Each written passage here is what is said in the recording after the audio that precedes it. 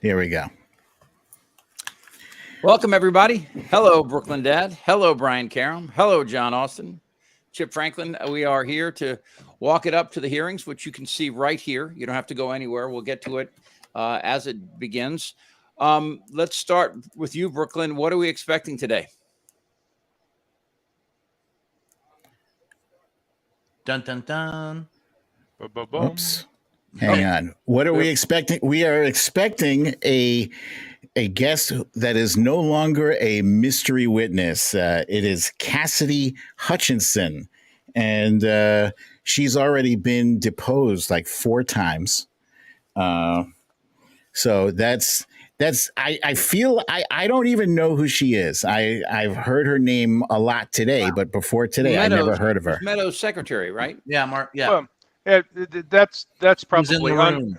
that's probably underplaying what she is. She was basically his shadow, as I understand it. She's the woman who followed him into a lot of meetings, took the notes, didn't have any responsibility other than to keep track of what was said and who promised what and who committed to that. So, you know, she's potentially she could know a heck of a lot. Well, she was in the room. She was a former special assistant to the president and the chief of staff. You're right. She was the note taker. There's talk that she had threats against her for wanting to show up and testify. So it will be interesting to see what it is and why it's so important that she show up today and get the protection that she needs. I think that they would not call this hearing if there wasn't something important to bring to us. We had anticipated that we wouldn't have hearings again until after the 4th of July weekend. So what makes this that important? I think that's why everyone's waiting to see what it is she has to say and why it was today. Hey, Chip, there's a bunch of people that are wondering if this is a John Dean moment. What do you think about that? I got to be honest with you. After the Mueller report, 2 impeachments, and you know the first year and a half of Biden's presidency, I've become so cynical that I don't know what could happen today that's really going to change the path that we're on. Well, I think that the John Dean moment for me was Michael Cohen in front of a hearing. Well, and they didn't even listen to that. I mean, this was 2019 before he goes to prison, and he testifies that Trump is a liar, a cheat, and a fraud, a racist. And he said in that hearing, his biggest fear was if we didn't curb Donald Trump, that he would not accept a peaceful transfer of power. We are sitting and living in the body. I mean, and he's no prognosticator, but he knew Trump. Right. And the fact that we didn't listen then, I wonder if we'll listen now. So John Dean moment, I think it's got to raise, I don't know, it is, are we ready to listen now? And what will she say that hasn't been said before? We already have Trump linked to a lot of this stuff. We already know that Trump was intrinsically involved. Hell, he ran it. As Cohen said, nothing happens in a Trump administration or a Trump organization that Trump doesn't already know about. So if that's the case, then I hope it's specific. Like here's a picture of Donald Trump with the donkey. Here's a picture of Donald Trump taking it from the donkey. They would say the donkey was a Democrat that set him up. Yeah. And here's Trump with the elephant, and here's Trump with the baboon, and here's Trump with. I mean, I'm hoping that if that's the moment we'll get. I'll offer up a different moment, a different analogy. This isn't, I don't think, going to be a John Dean moment. This is going to be. And maybe somebody will remember this name, but I suspect a lot of the audience won't. Alexander Butterfield. He was the guy who went before the committee in Watergate and said, "Oh yeah, there are tapes. There's tapes. We record everything in the White House." That was the moment that really broke it open, right? Because once the committee knew the tapes were out there, the subpoenas started flying, and But John, Americans back then did not have the level of cynicism, at least as the Trumpers that we do today. They won't believe anything about this guy. I understand, but I'm just saying. That doesn't matter if he gets indicted. I mean, yes, it does, because you've got to find 12 people on a jury. If there is evidence and they indict this man, And finding a jury of it, I'm sure that is an issue, but the mere fact that he would be indicted would, yes, he's always going to have his supporters. He could, remember, he himself said he could walk out on Fifth Avenue and shoot somebody and get away with it. Yeah, absolutely. But what will happen is, and this is where you hit Donald Trump the hardest, the large money will start to run away from him. Because if he's going to get indicted, that's the last. There's people who already don't like him in the Republican Party. This gives them a basis to build a coalition to excise the cancer that is Donald Trump. And don't forget that is one of the main reasons why we're having these hearings, besides the indictments, besides holding Donald Trump accountable. It is to make sure that the original or the idea of the original Republican Party survives. Okay, all right. But Brian, why do Catholics still go to church after everything that happened in the Catholic Church in the last 50 years? Everything we've learned. But they go for the same reason why Trump people will not abandon the idea of Trump. I don't disagree with you. I don't disagree with. I don't disagree with that. So there's nothing going to happen today that is going to have that kind of effect on this country. We're building everybody up. We set this thing up really quickly. We put it together fast, and everybody goes, wow, there must be something really big. And it's just like Mueller. It's just like the impeachments.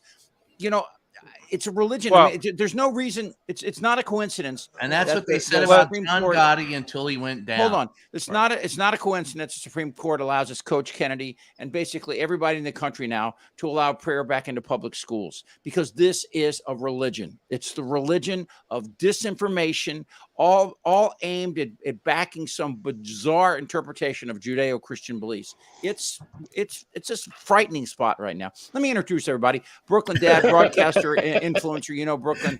Right below him is Brian Caron. Caron's always below somebody, and he is of course our White House correspondent. Below everybody, I'm a White House reporter. White House reporter. John Austin, a former press secretary for Tom Eagleton, and also owns this crisis communications firm, J. Austin Group Associates, and Chip Franklin, whatever. All right, there are a lot of people here that are, let's throw a couple of these comments out here and see what we get. They're doing a python hunt in the Florida swamps right now. Should make it hard to get a jury of his peers. Very good, Cindy. Yeah, that's nice. Well, I just sprayed for cockroaches. So you should be able to. Right, I was going to say, kind of dissing pythons there, aren't we? Yeah, I mean, pythons are far better. So, do you guys see a way, though, if we indict this guy, how the whole thing just gets exponentially worse for liberals and Democrats? Yeah, but of course you can always do that. But I'm still on this side of the dirt. And as long as I'm on the upside of the dirt, I'm going to hope for the better. And I do believe that in the end, they got John Gotti. They said the same thing about Gotti. They'll never get him. They'll never get him. And then they got it. Totally different circumstance. No, Chip, I gotta say, I live where you live in terms of being gun shy, about after Mueller and the impeachments. I know why you are reluctant to buy into yet another, let's call it the Geraldo at Al Capone's vault moment, Right. like Great metaphor. But you got to think that this January 6th committee is well aware of optics. Okay. Yep. Because they've lived through the past 4, 5, 6 years with us too. And they know, they called it emergency hearing. We weren't supposed to see anything until middle of July. Now all of a sudden it's an emergency.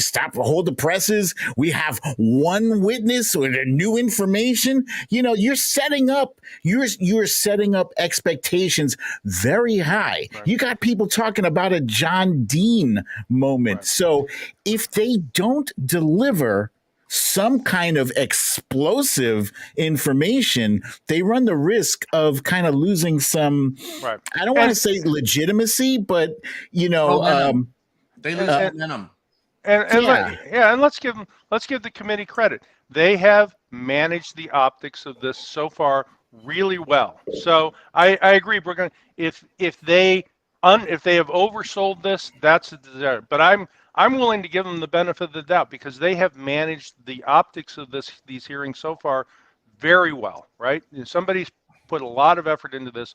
So I think if they've made this sort of interruption of their scheduled appearances, they must really believe they've got something here. And maybe we'll be wrong. Maybe we'll be back at the break or after it and saying, wow. You know, they've already raised $7 million for a campaign to put Donald Rush on Mount Rushmore. Donald Trump on Mount Rushmore. Donald Rush.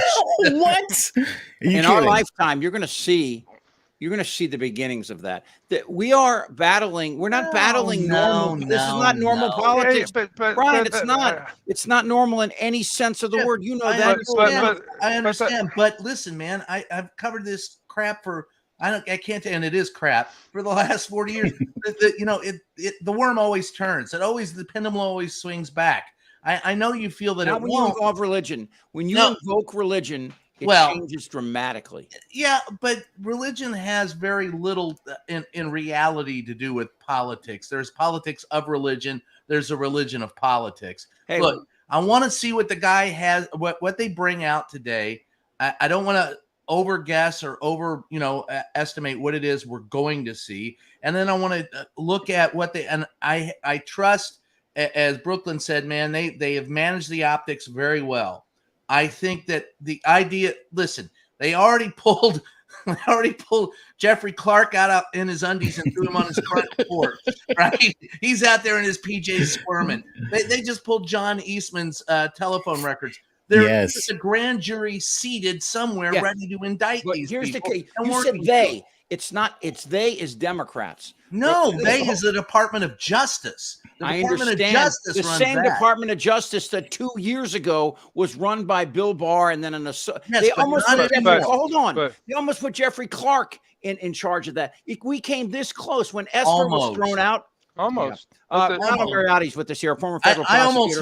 Let me just say, so I don't view I'm going to be just come in and say this. I don't view the Justice Department as political in the same way that Congress is or the White House is. There's a reason why we usually have a separation between the Justice Department and the White House. It broke down during the Trump years. I agree with you 100%, Chip.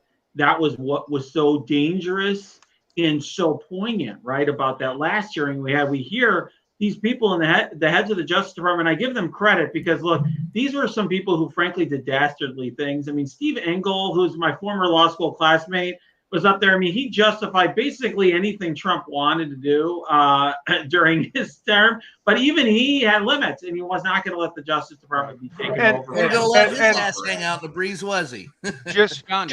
Just to be an old guy perspective here, though, let's take a moment to note that every time the Justice Department gets distorted or twisted, which administration's doing it? Well, it was the Nixon administration with John Mitchell running it. It was the Bush administration with everybody remembers the bedside thing with Ashcroft, and now here's the Trump administration. Okay. Who plays by the rules and tries to keep the Justice Department non-political? It seems to run in one direction. Brian, hold on. Wait a minute. Time out. I won't. No president plays.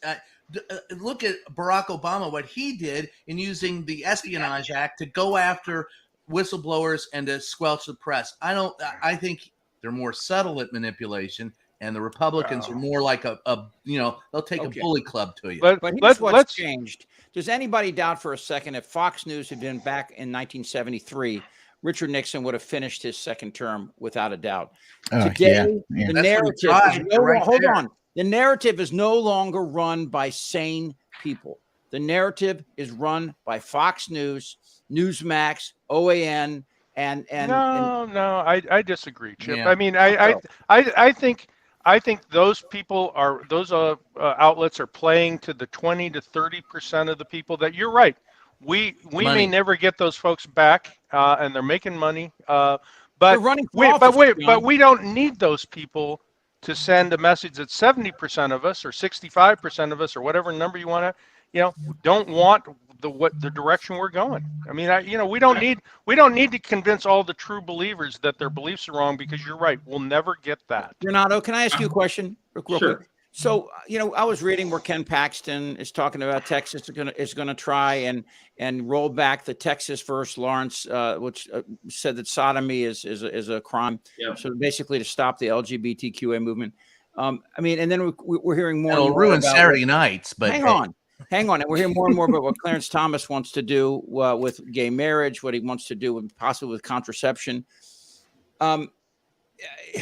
It seems to me that the concept that Robert seems to embrace about states should have more autonomy.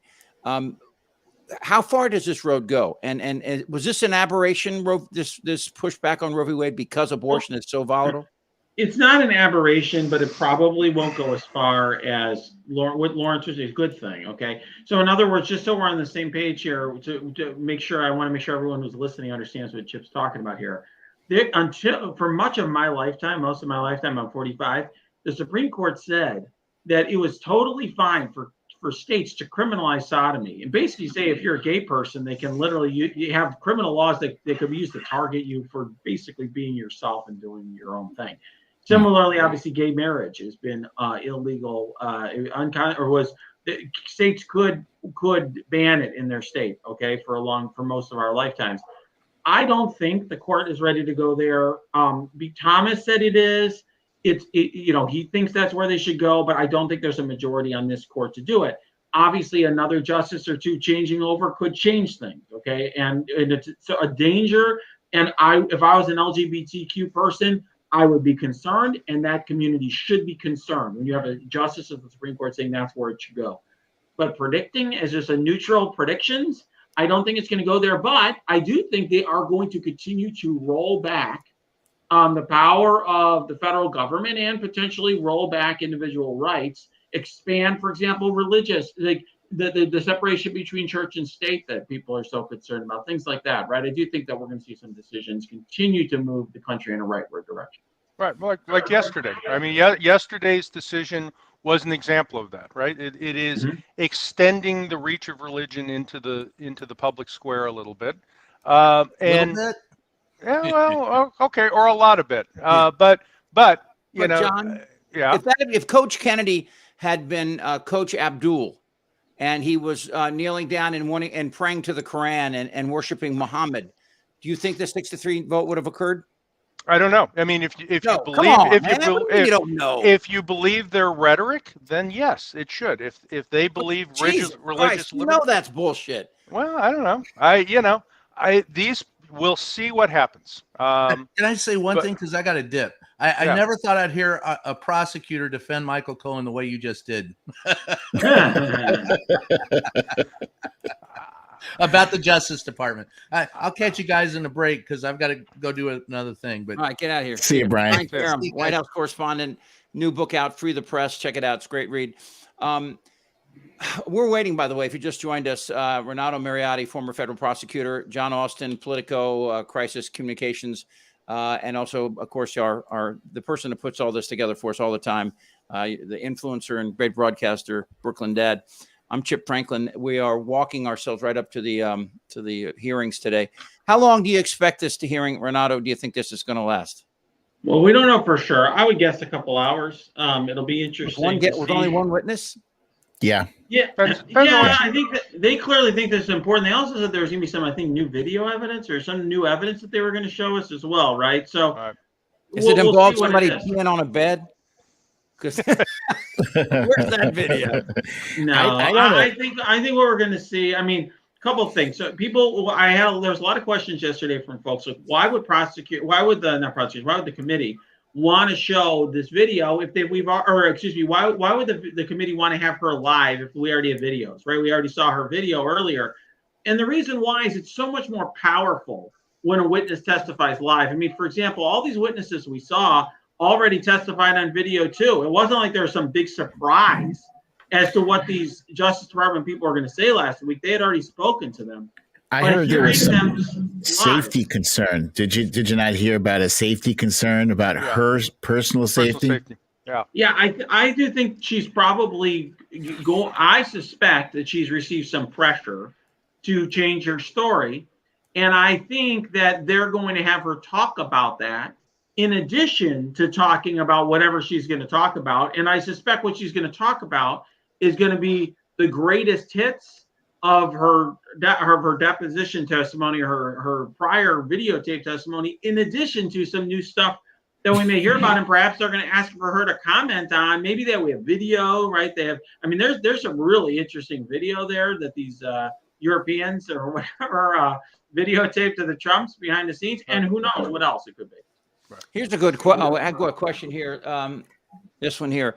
How long before they all start singing like canaries? Is there a tipping point here where the people that have been quiet along will all step up? Are we going to get to that point? Are we nearing it? When it gets real for the Eastmans and the Navarros and those guys, the Giulianis, that they could actually do time, they're all going to roll over, right? You know, the people who are used to $100 a shot whiskey aren't going to do time if they can cut a deal. These guys, and Trump, you know, they're all smart enough and realistic enough to know that, you know, the loyalty thing goes one way. There's no loyalty coming back the other way. So who are at the end of the day are they going to take care of? They're going to take care of themselves. So yeah, when the dam breaks, it'll break, and it will be, you know, all the stuff that has been sort of speculated about, it'll all come out and it'll be corroborated.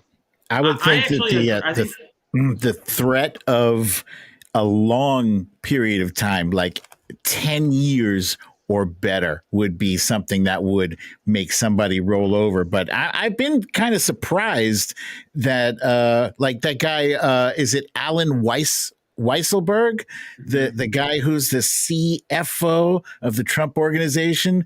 I'm surprised that the dude was kind of, you know, steadfast. He's like, it's just a few years. I could do a few years, no problem. And he's not a spring chicken either. So I think 10 years or better, they're going to start sweating and giving out names and stuff. But anything less than that, you know, people, I think they're weighing, do I want to be out here in public amongst his rabid fan base, or do I want to just, you know, buckle down and do my time in jail? Look what Phil says here. This guy makes a point.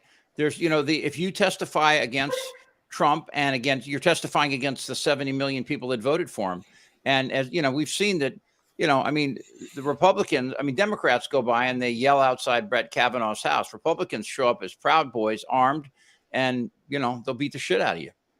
Yeah. So by the way, I actually agree with the point that I do think that when a Clark or an Eastman, somebody like that, is in a position where they're going to get convicted, I do think that they'll flip. I wrote a column recently in Politico saying that I thought they were the weak link. I really do, because they can't rely on, somebody else gave me legal advice, or I didn't know. They're all lawyers, and they were literally leaving themselves hanging out there, so to speak, because they were just lying, which are pretty bald-faced lies as a lawyer. I don't think you're going to see a lot of, to Brooklyn Dad's point, I don't think you're going to see a lot of 10-plus year, just to say this is a former prosecutor and a current defense attorney. I don't think you're going to see a lot of 10-plus year sentences here. But I think for somebody like a Jeffrey Clark, I mean, he's a lawyer. The idea that he's going to spend time in federal prison is just going to be very concerning to that guy. But it's Danbury Federal Prison. It's not Lebanon. No, I agree, but it's still, I'll tell you, I put a lot of people in federal prison, and I represent people who are indicted or under investigation. It is a very big concern if you're a wealthy person and a successful person to spend time in prison. It's a very scary thing. So some people can contemplate suicide. Did you hear today? I will just say too, by the way, one point that I think hasn't been mentioned here as a potential flipping point, because you mentioned Nixon. What really changed things for Nixon is the guy was an idiot who taped everything, put everything on tape, right? If these videos of Trump behind the scenes or something else is so revealing that there's something that changes the whole dynamic, then that would be a different story. But hey, Renato, he already got rid of the phone logs from January 6th. They're gone. I mean, I don't know if we can get those back. I mean, he took all those packages with him down to Mar-a-Lago. I mean, this guy has covered his trails. He's used to this. As Michael Cohen says, he talks like a mob boss. He never says, do this. He'll say, you know, if this got done, it'd be a really good thing. Right. I mean, you know that. You can't, that's right. You can't convict somebody for that. I mean, it's hard. it's going to be difficult if we don't have him on tape.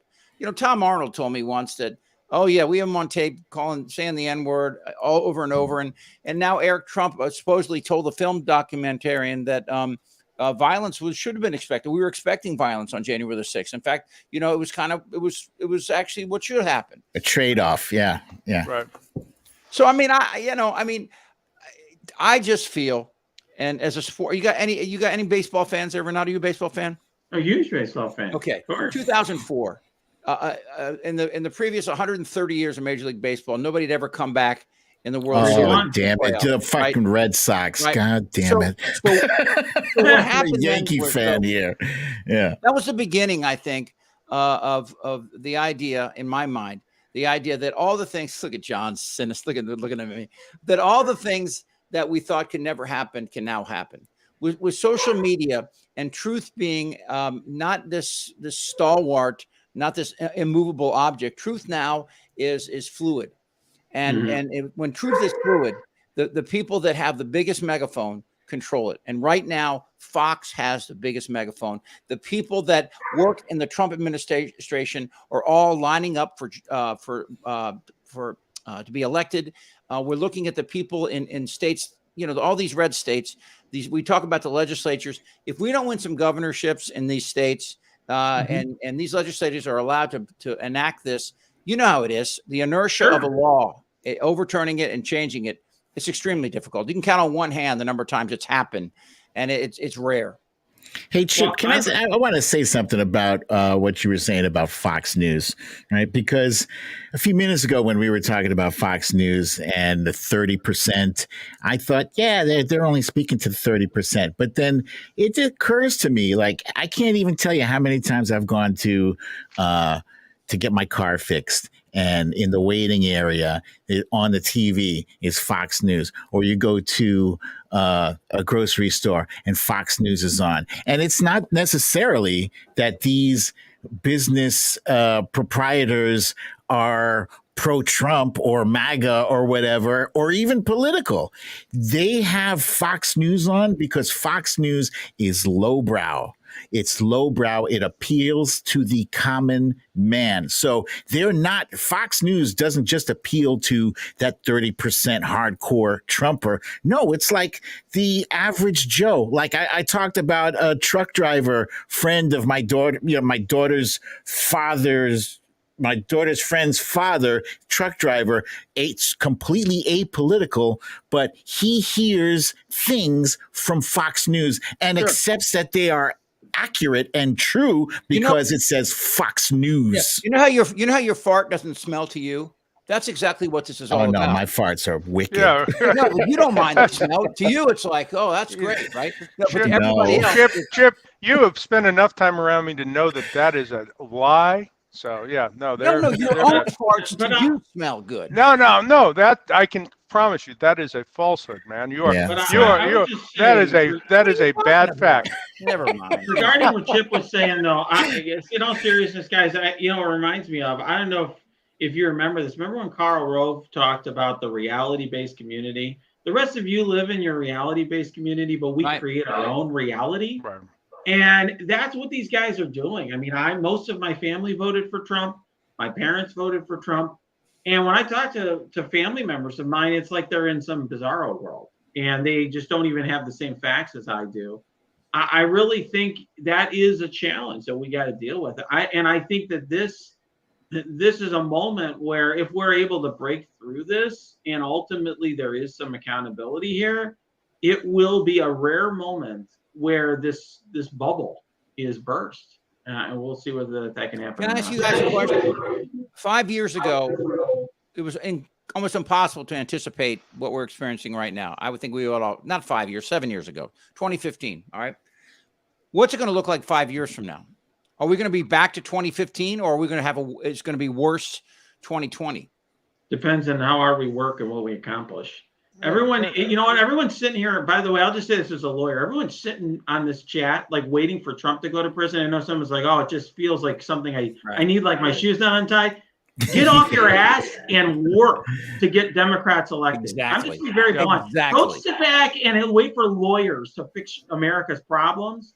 get off your ass and, Right. and work to get governors and state legislators elected. Yeah, everybody should get up every morning and say the following things. Elections have consequences, and then organize your day around that concept, because you're exactly right. If we don't like the way this is going, we still have the option to change it, but we better get off our ass and turn out for this, because that's how we got here, is that, nobody looked at the school board elections. Well, guess who's running school boards in a lot of communities now? Nobody looks at the state Secretary of State races. Well, guess who we're getting put up to run Secretary of State offices now? So elections have consequences, right? We have 3 Supreme Court justices on the bench right now because of the consequences of the 2016 election. If you don't believe that, we are going to lose this country. Well said. Well said. Yeah, well, I would make the argument that we've turned the corner. And that makes it even harder. It's not like that's we can stop the momentum. The momentum of deception, lies, theocracy, whatever you want to call it, has taken root, and it's going to be extremely difficult. Well, look, we in the 70s with Watergate, right? We avoided the really, really, really hard constitutional crisis of a president who simply wouldn't leave office. Say what you will about Nixon, but at the end of the day, he gave up the fight, right? He gave up the fight and conceded to reality. I don't think that the previous occupant of the White House has that ability to concede or recognize reality. And I think I see the committee members starting to come in. I think you're right. Brooklyn, take hold of this, will you? And hey, thank you so much, Renato. Really appreciate it. Everybody. Good to see you again. John, Good to see you. Everybody else, Brian, wherever you went, thank you.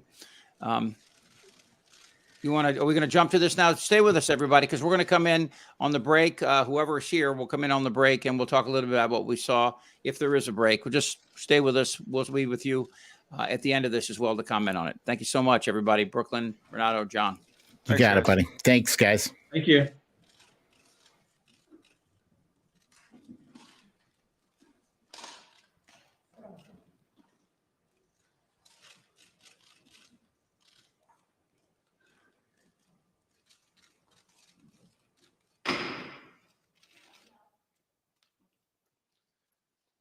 The Select Committee to investigate the January 6th attack on the United States Capitol will be in order. Without objection, the chair is authorized to declare the committee in recess at any point. Pursuant to House Deposition Authority Regulation 10, the chair announces the committee's approval to release the deposition material presented during this hearing. Good afternoon. In our hearings over the previous weeks, the Select Committee has laid out the details of a multi-part pressure campaign driven by the former president aimed at overturning the results of the 2020 presidential election and blocking the transfer of power. We've shown that this effort was based on a lie that the election was stolen, tainted by widespread fraud, Donald Trump's big lie. In the weeks ahead, the committee will hold additional hearings about how Donald Trump summoned a mob of his supporters to Washington, spurred them to march on the Capitol, and failed to take meaningful action to quell the violence as it was unfolding on January 6th. However, in recent days, the Select Committee has obtained new information dealing with what was going on in the White House on January 6th and in the days prior. Specific detailed information about what the former president and his top aides were doing and saying in those critical hours. Firsthand details of what transpired in the office of the White House Chief of Staff, just steps from the Oval Office as the threats of violence became clear, and indeed, violence ultimately descended on the Capitol in the attack on American democracy. It's important that the American people hear that information immediately. That's why, in consultation with the Vice Chair, I've recalled the committee for today's hearing. As you've seen and heard in our earlier hearings, the Select Committee has developed a massive body of evidence thanks to the many hundreds of witnesses who have voluntarily provided information relevant to our investigation. It hasn't always been easy to get that information because the same people who drove the former president's pressure campaign to overturn the election are now trying to cover up the truth about January 6th. But thanks to the courage of certain individuals, the truth won't be buried. The American people won't be left in the dark. Our witness today, Ms. Cassidy Hutchinson, has embodied that courage. I won't get into a lot of detail about Ms. Hutchinson's testimony will show. I'll allow her words to speak for themselves. And I hope everyone at home will listen very closely. First, I'll recognize our distinguished Vice Chair, Ms. Cheney of Wyoming, for any opening statements she'd care to offer. Thank you very much, Mr. Chairman. In our first 5 hearings, the committee has heard from a significant number of Republicans, including former Trump administration Justice Department officials, Trump campaign officials, several members of President Trump's White House staff, a prominent conservative judge, and several others. Today's witness, Ms. Cassidy Hutchinson, is another Republican and another former member of President Trump's White House staff. Certain of us in the House of Representatives recall that Ms. Hutchinson once worked for House Republican Whip Steve Scalise, but she is also a familiar face on Capitol Hill because she held a prominent role in the White House Legislative Affairs Office and later was the principal aide to President Trump's Chief of Staff, Mark Meadows. Ms. Hutchinson has spent considerable time up here on Capitol Hill representing the Trump administration, and we welcome her back.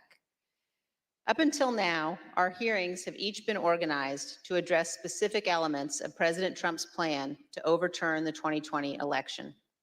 Today, we are departing somewhat from that model because Ms. Hutchinson's testimony touches on several important and cross-cutting topics that are relevant to each of our future hearings. In her role working for the White House Chief of Staff, Ms. Hutchinson handled a vast number of sensitive issues. She worked in the West Wing, several steps down the hall from the Oval Office. Ms. Hutchinson spoke daily with members of Congress, with high-ranking officials in the administration, with senior White House staff, including Mr. Meadows, with White House counsel, lawyers, and with Mr. Tony Ornato, who served as the White House Deputy Chief of Staff. She also worked on a daily basis with members of the Secret Service who were posted in the White House. In short, Ms. Hutchinson was in a position to know a great deal about the happenings in the Trump White House. Ms. Hutchinson has already sat for 4 videotaped interviews with committee investigators, and we thank her very much for her cooperation and for her courage. We will cover certain, but not all relevant topics within Ms. Hutchinson's knowledge today. Again, our future hearings will supply greater detail, putting the testimony today in a broader and more complete context. Today, you will hear Ms. Hutchinson relate certain firsthand observations of President Trump's conduct on January 6th. You will also hear new information regarding the actions and statements of Mr. Trump's senior advisors that day, including his Chief of Staff, Mark Meadows, and his White House counsel. And we will begin to examine evidence bearing on what President Trump and members of the White House staff knew about the prospect for violence on January 6th, even before that violence began. To best communicate the information the committee has gathered, we will follow the practice of our recent hearings, playing videotape testimony from Ms. Hutchinson and others, and also posing questions to Ms. Hutchinson live. Mr. Chairman, I yield back. Thank you very much. Our witness today is Ms. Cassidy Hutchinson, who served in the Trump administration in the White House Office of Legislative Affairs from 2019 to 2020, and as a special assistant to the president in the White House Chief of Staff's office from March 2020 through January 2021. I will now swear in our witness. The witness will please stand and raise her right hand. Do you swear or affirm under penalty of perjury that the testimony you're about to give is the truth, the whole truth, and nothing but the truth? So help you God. Thank you. You may be seated. Let the record reflect the witness answered in the affirmative. I now recognize myself for questions. Ms. Hutchinson, I'd like to start with a few questions about your background. These are some photographs we've obtained highlighting your career. These show you with members of Congress, including Steve Scalise, as well as the White House with leader Kevin McCarthy and Jim Jordan. Others show you with the president and members of Congress aboard Air Force One. Before you worked in the White House, you worked on Capitol Hill for Representative Steve Scalise, the Republican whip, and Senator Ted Cruz.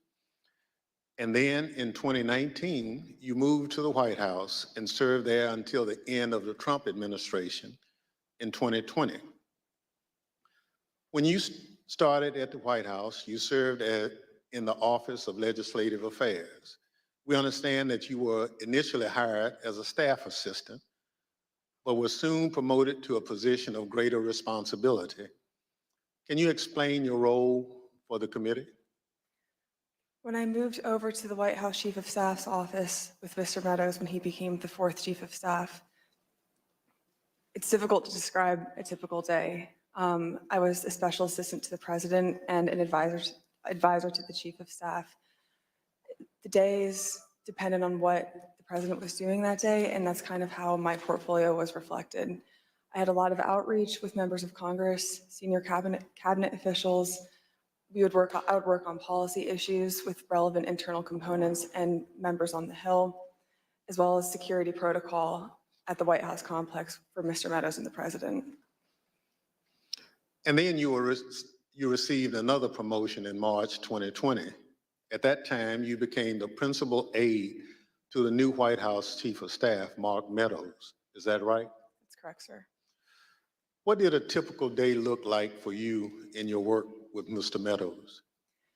It varied with what was going on. We spent a lot of time on the Hill. I spent time on the Hill independently too, as I was his liaison for Capitol Hill.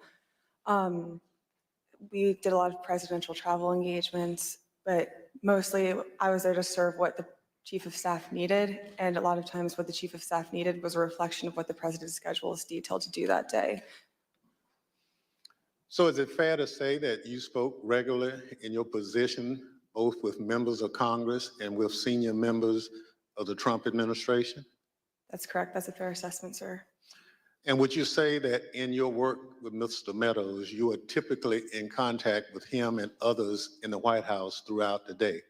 That's correct, sir. Mr. Meadows and I were in contact almost pretty much throughout every day, consistently.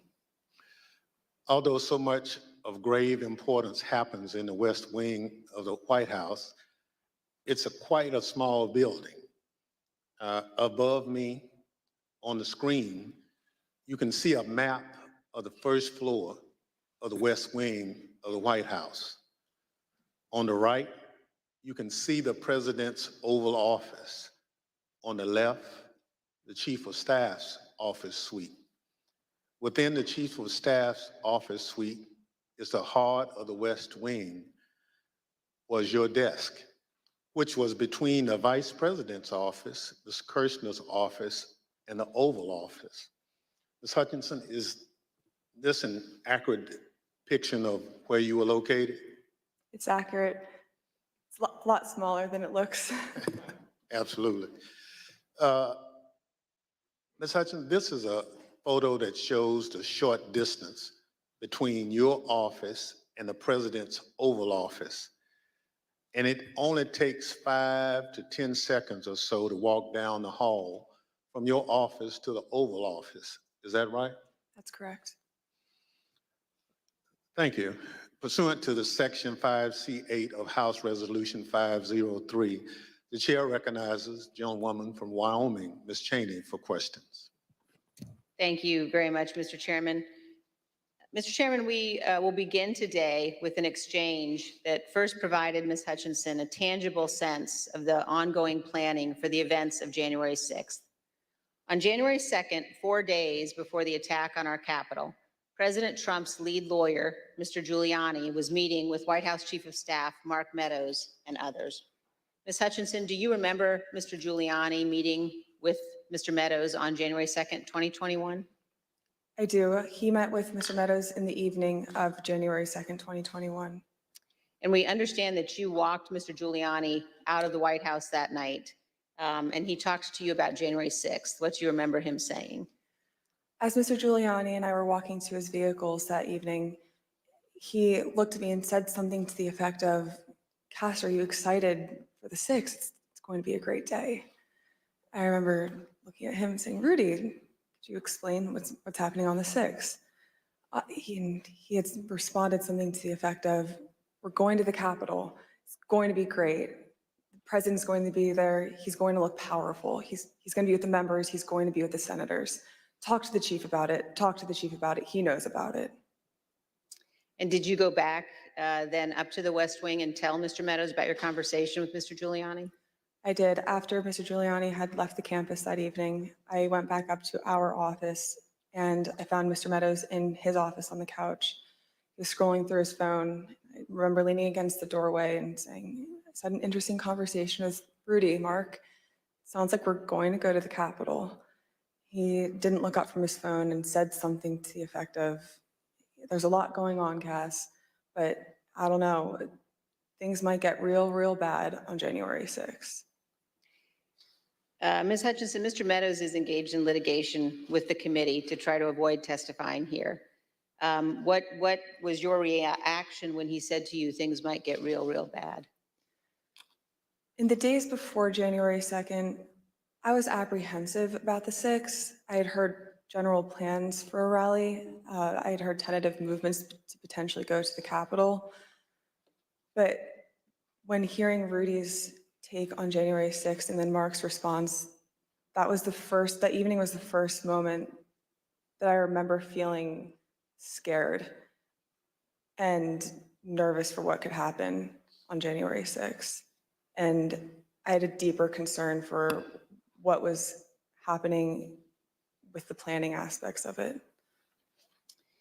Thank you, Ms. Hutchinson. Today, we're going to be focusing primarily on the events of January 5th and 6th at the White House. But to begin and to frame the discussion, I want to talk about a conversation that you had with Mr. John Ratcliffe, the Director of National Intelligence. And you had this conversation in December of 2020. Mr. Ratcliffe was nominated by President Trump to oversee U.S. intelligence, our U.S. intelligence community. And before his appointment, Mr. Ratcliffe was a Republican member of Congress. As you will see on this clip, Director Ratcliffe's comments in December of 2020 were prescient. My understanding was Director Ratcliffe didn't want much to do with the post-election period. Director Ratcliffe felt that it wasn't something that the White House should be pursuing. It felt it was dangerous for the president's legacy. He had expressed to me that he was concerned that it could spiral out of control and potentially be dangerous, either for our democracy or the way that things were going for the 6th.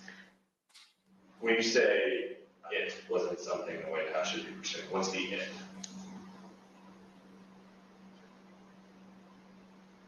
Trying to fight the results of the election, finding missing ballots, pressuring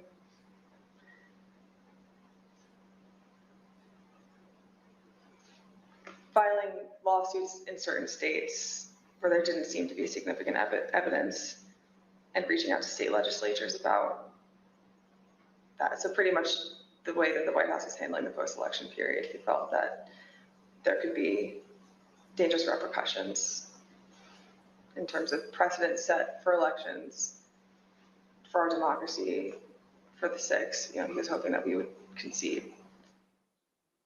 So, Ms. Hutchinson, now we're going to turn to certain information that was available before January 4th. and what the Trump administration and the president knew about the potential for violence before January 6th.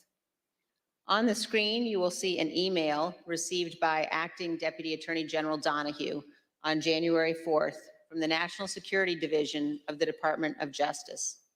Mr. Donahue testified in our hearings last week.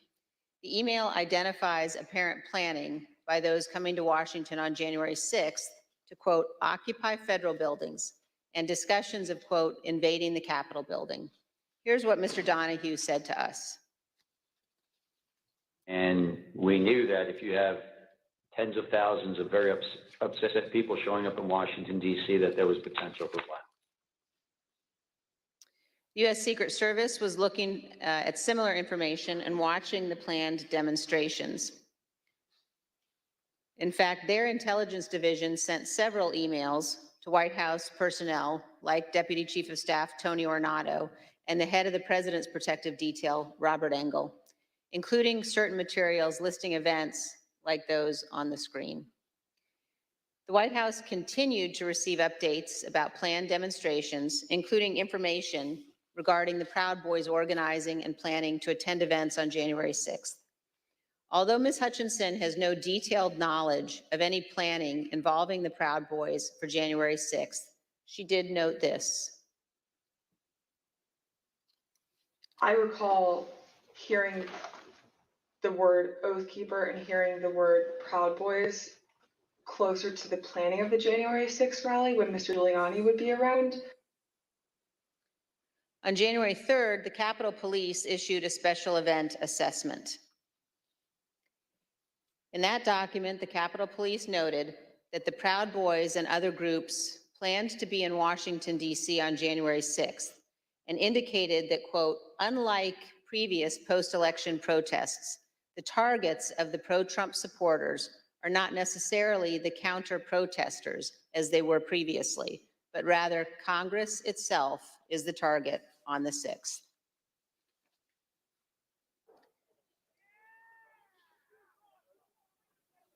Of course, we all know now that the Proud Boys showed up on January 6th, marched from the Washington Monument to the Capitol that day, and led the riotous mob to invade and occupy our Capitol. Ms. Hutchinson, I want to play you a clip of one of our meetings when you described a call on January 4th that you received from National Security Advisor Robert O'Brien on the same topic, potential violence on January 6th. I received a call from Robert O'Brien, the National Security Advisor. He had asked if he could speak with Mr. Meadows about potential words of violence that he was hearing that were potentially going to happen on the Hill on January 6th. I had asked if he had connected with Tony Ornato because Tony Ornato had a conversation with him, with Mark, about that topic. Robert had said, I'll talk to Tony, and then I don't know if Robert ever connected with Mark about the issue. Ms. Hutchinson, can you describe for us Mr. Ornato's responsibilities as Deputy Chief of Staff? The Deputy Chief of Staff position at the White House for operations is arguably one of the most important positions that somebody can hold. They're in charge of all security protocol for the campus and all presidential protectees, primarily the president and the first family, but anything that requires security for any individual that has presidential protection, so the Chief of Staff or the National Security Advisor, as well as the Vice President's team too. Tony would oversee all of that, and he was the conduit for security protocol between White House staff and the United States Secret Service. Thank you. And you also described a brief meeting between Mr. Ornato and Mr. Meadows on the potential for violence. The meeting was on January 4th. They were talking about the potential for violence on January 6th. Let's listen to a clip of that testimony. I remember Mr. Ornato had talked to him about intelligence reports. I remember Mr. Ornato coming in and saying that we had intel reports saying that there could potentially be violence on the 6th. You also told us about reports of violence and weapons that the Secret Service were receiving on the night of January 5th and throughout the day on January 6th. Is that correct? That's correct. There are reports that police in Washington, D.C. had arrested several people with firearms or ammunition following a separate pro-Trump rally in Freedom Plaza on the evening of January 5th. Are those some of the reports that you recall hearing about? They are. Of course, the world now knows that the people who attacked the Capitol on January 6th had many different types of weapons. When a president speaks, the Secret Service typically requires those attending to pass through metal detectors, known as magnetometers, or MAGs for short. The Select Committee has learned that people who willingly entered the enclosed area for President Trump's speech were screened so they could attend the rally at the Ellipse. They had weapons and other items that were confiscated: pepper spray, knives, brass knuckles, tasers, body armor, gas masks, batons, blunt weapons. And those were just from the people who chose to go through the security for the president's event on the Ellipse, not the several thousand members of the crowd who refused to go through the MAGs and watched from the lawn near the Washington Monument. The Select Committee has learned about reports from outside the magnetometers and has obtained police radio transmissions identifying individuals with firearms, including AR-15s, near the Ellipse on the morning of January 6th. Let's listen. There's an individual who's in a tree. He's gonna be a white male, about 6 feet tall, 10 build, brown cowboy boots. He's got blue jeans and a blue jean jacket, and underneath the blue jean jacket, the complainants both saw a stock with AR-15. He's gonna be with a group of individuals, about five to eight other individuals. Two of the individuals in that group at the base of the tree near the porta potties were wearing green fatigues, green olive drab style fatigues, about 5'8", 5'9", skinny white males, brown cowboy boots. They had Glock-style pistols in their waistband. 8736 with the message. That subject, weapon on his right hip. After that, he's in the tree. Motor 1, make sure BPD knows they have an elevated threat in the tree south side of Constitution Avenue. Look for the "Don't Tread on Me" flag, American flag face mask, cowboy boots, weapon on the right side hip. I got 3 men walking down the street in fatigue while carrying AR-15. Copy at 14th and Independent.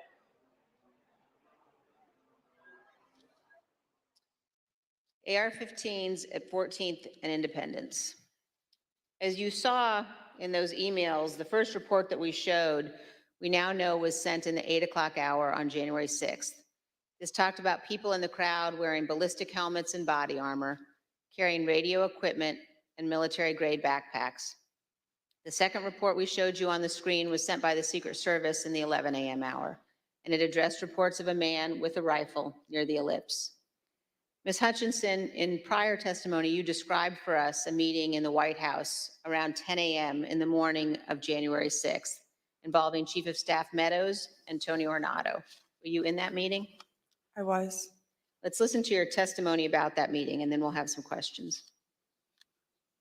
I think the last time we talked, you mentioned that some of the weapons that people had at the rally included flagpoles, oversized sticks or flagpoles, bear spray. Is there anything else that you recall hearing about that the people who would gather on the Ellipse had? I recall Tony and I having a conversation with Mark probably around 10 a.m., 10:15 a.m., where I remember Tony mentioning knives, guns in the form of pistols and rifles, bear spray, body armor, spears, and flagpoles.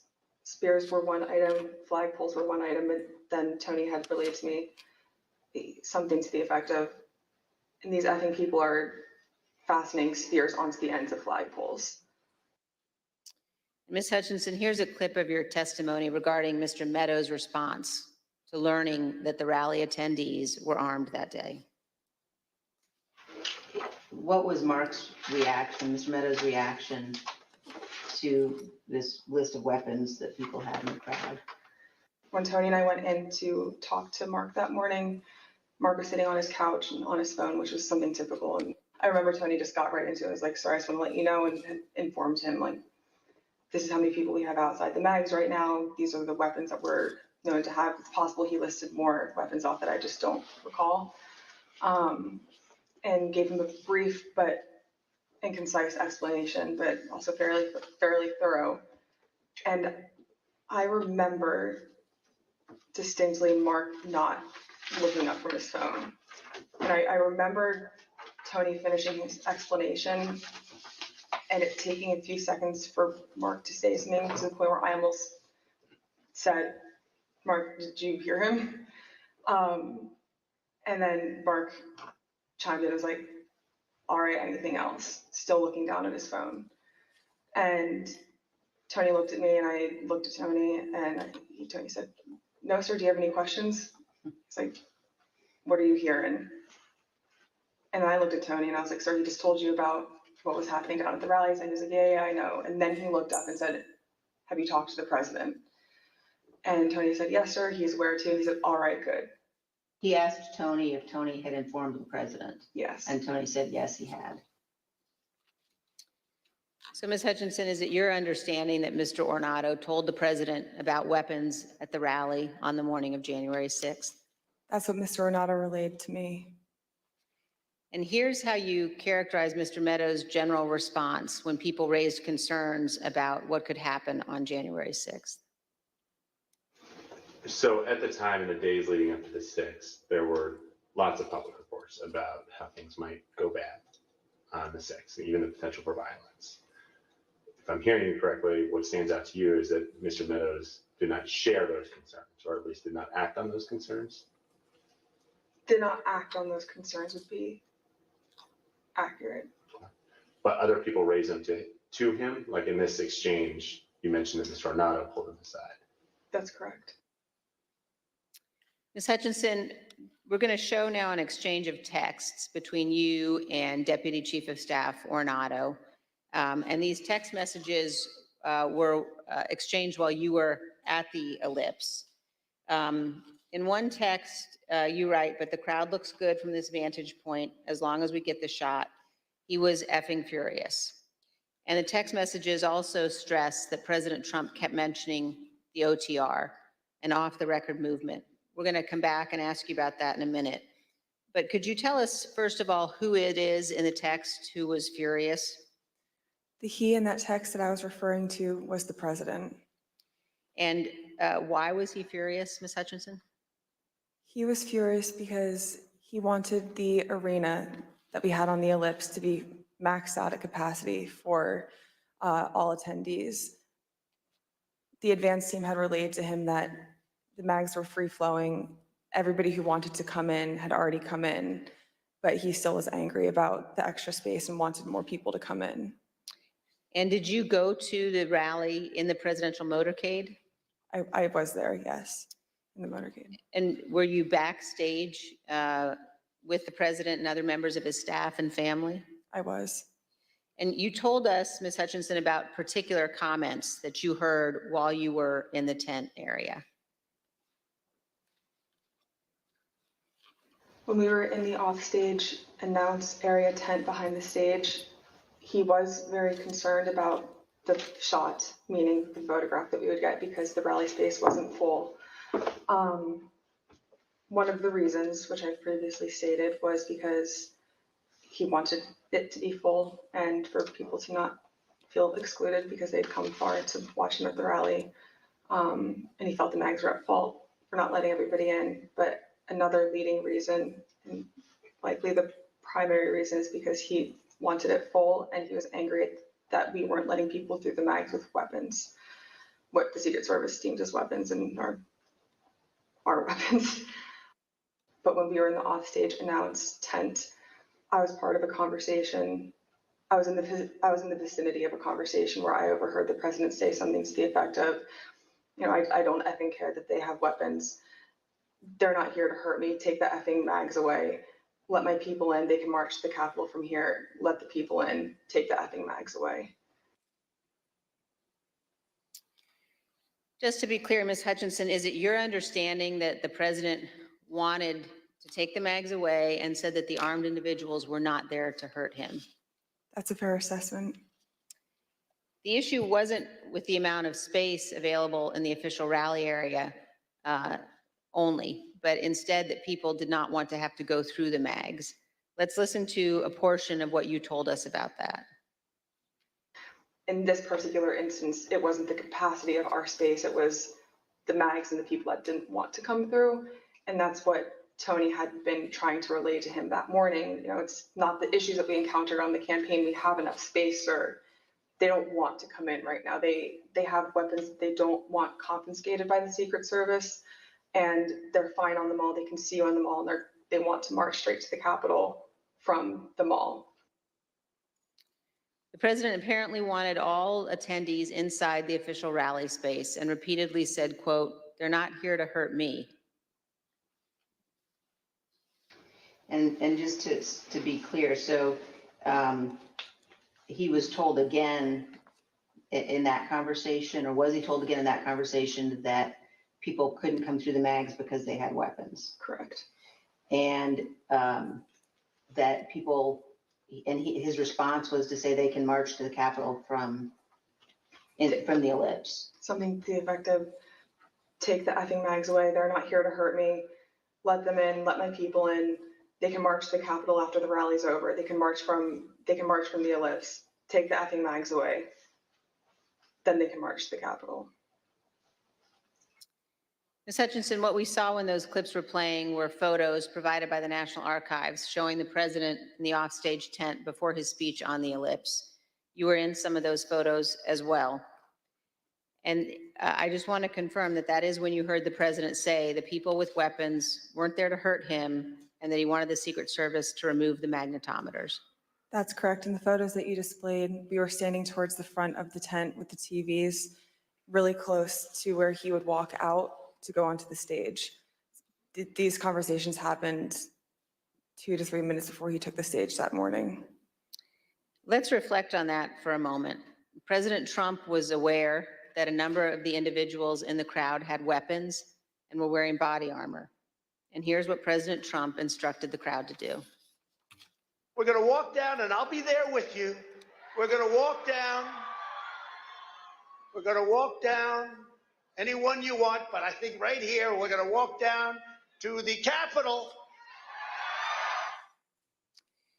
And the crowd, as we know, did proceed to the Capitol. It soon became apparent to the Secret Service, including the Secret Service teams in the crowd, along with White House staff, that security at the Capitol would not be sufficient.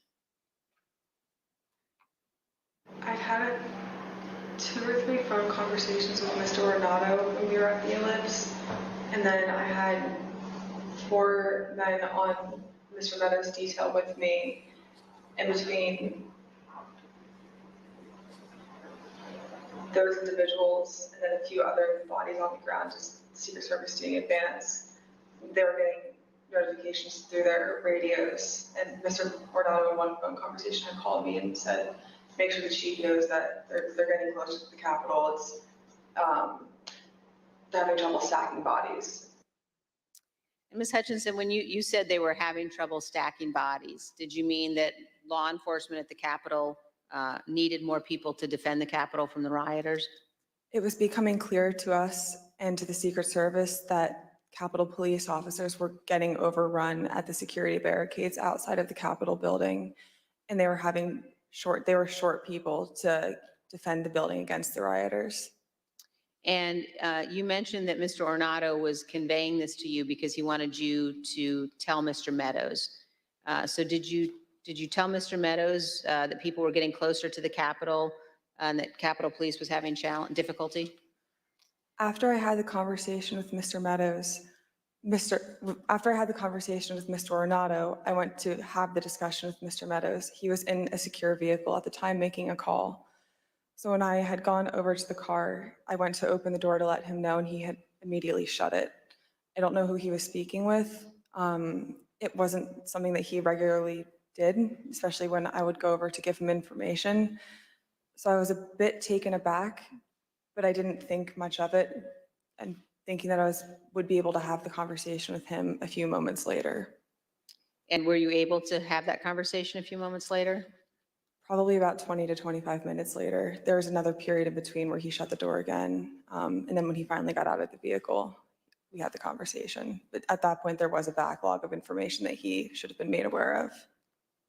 And so you opened the door to the control car and Mr. Meadows pulled it shut? That's correct. And he did that 2 times? That's correct.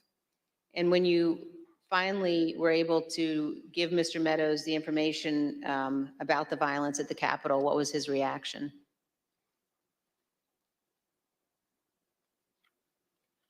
He almost had a lack of reaction. I remember him saying, all right, something to the effect of, how much longer does the president have left in his speech? Again, much of this information about the potential for violence was known or learned before the onset of the violence, early enough for President Trump to take steps to prevent it. He could, for example, have urged the crowd at the ellipse not to march to the Capitol. He could have condemned the violence immediately once it began, or he could have taken multiple other steps. But as we will see today and in later hearings, President Trump had something else in mind. One other question at this point, Ms. Hutchinson, were you aware of concerns that White House counsel Pat Cipollone or Eric Hirschman had about the language President Trump used in his ellipse speech? There were many discussions the morning of the 6th about the rhetoric of the speech that day. In my conversations with Mr. Hirschman, he had relayed that we would be foolish to include language that had been included at the president's request, which had lines along to the effect of, fight for Trump, we're going to march to the Capitol, I'll be there with you, fight for me, fight for what we're doing, fight for the movement. Things about the vice president at the time too.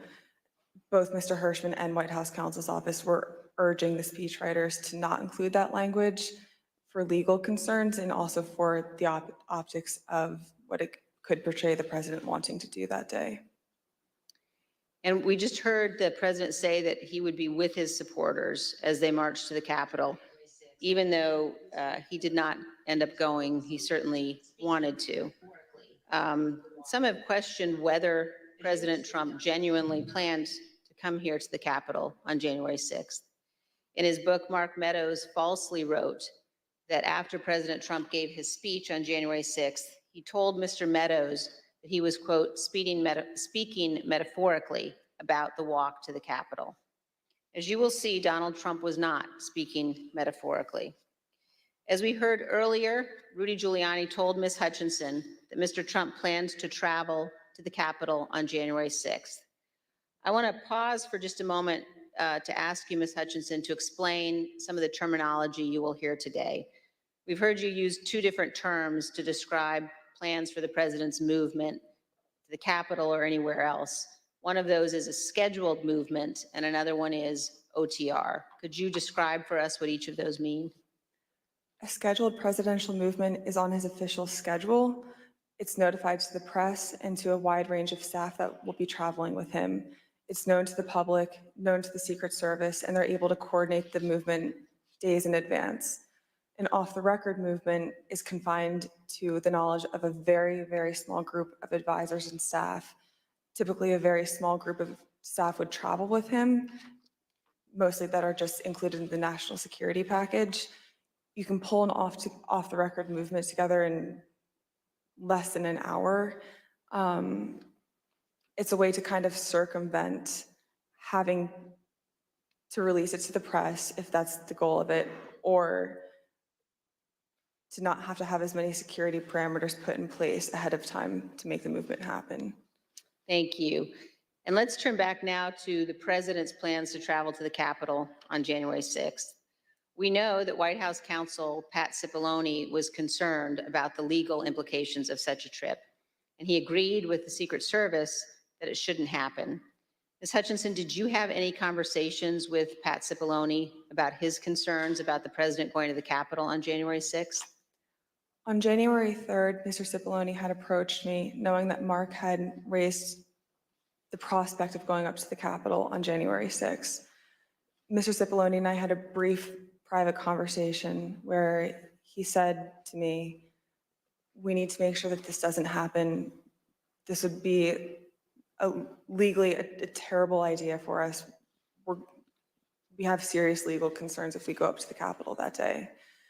And he then urged me to continue relaying that to Mr. Meadows, because it's my understanding that Mr. Cipollone thought that Mr. Meadows was indeed pushing this along with the president.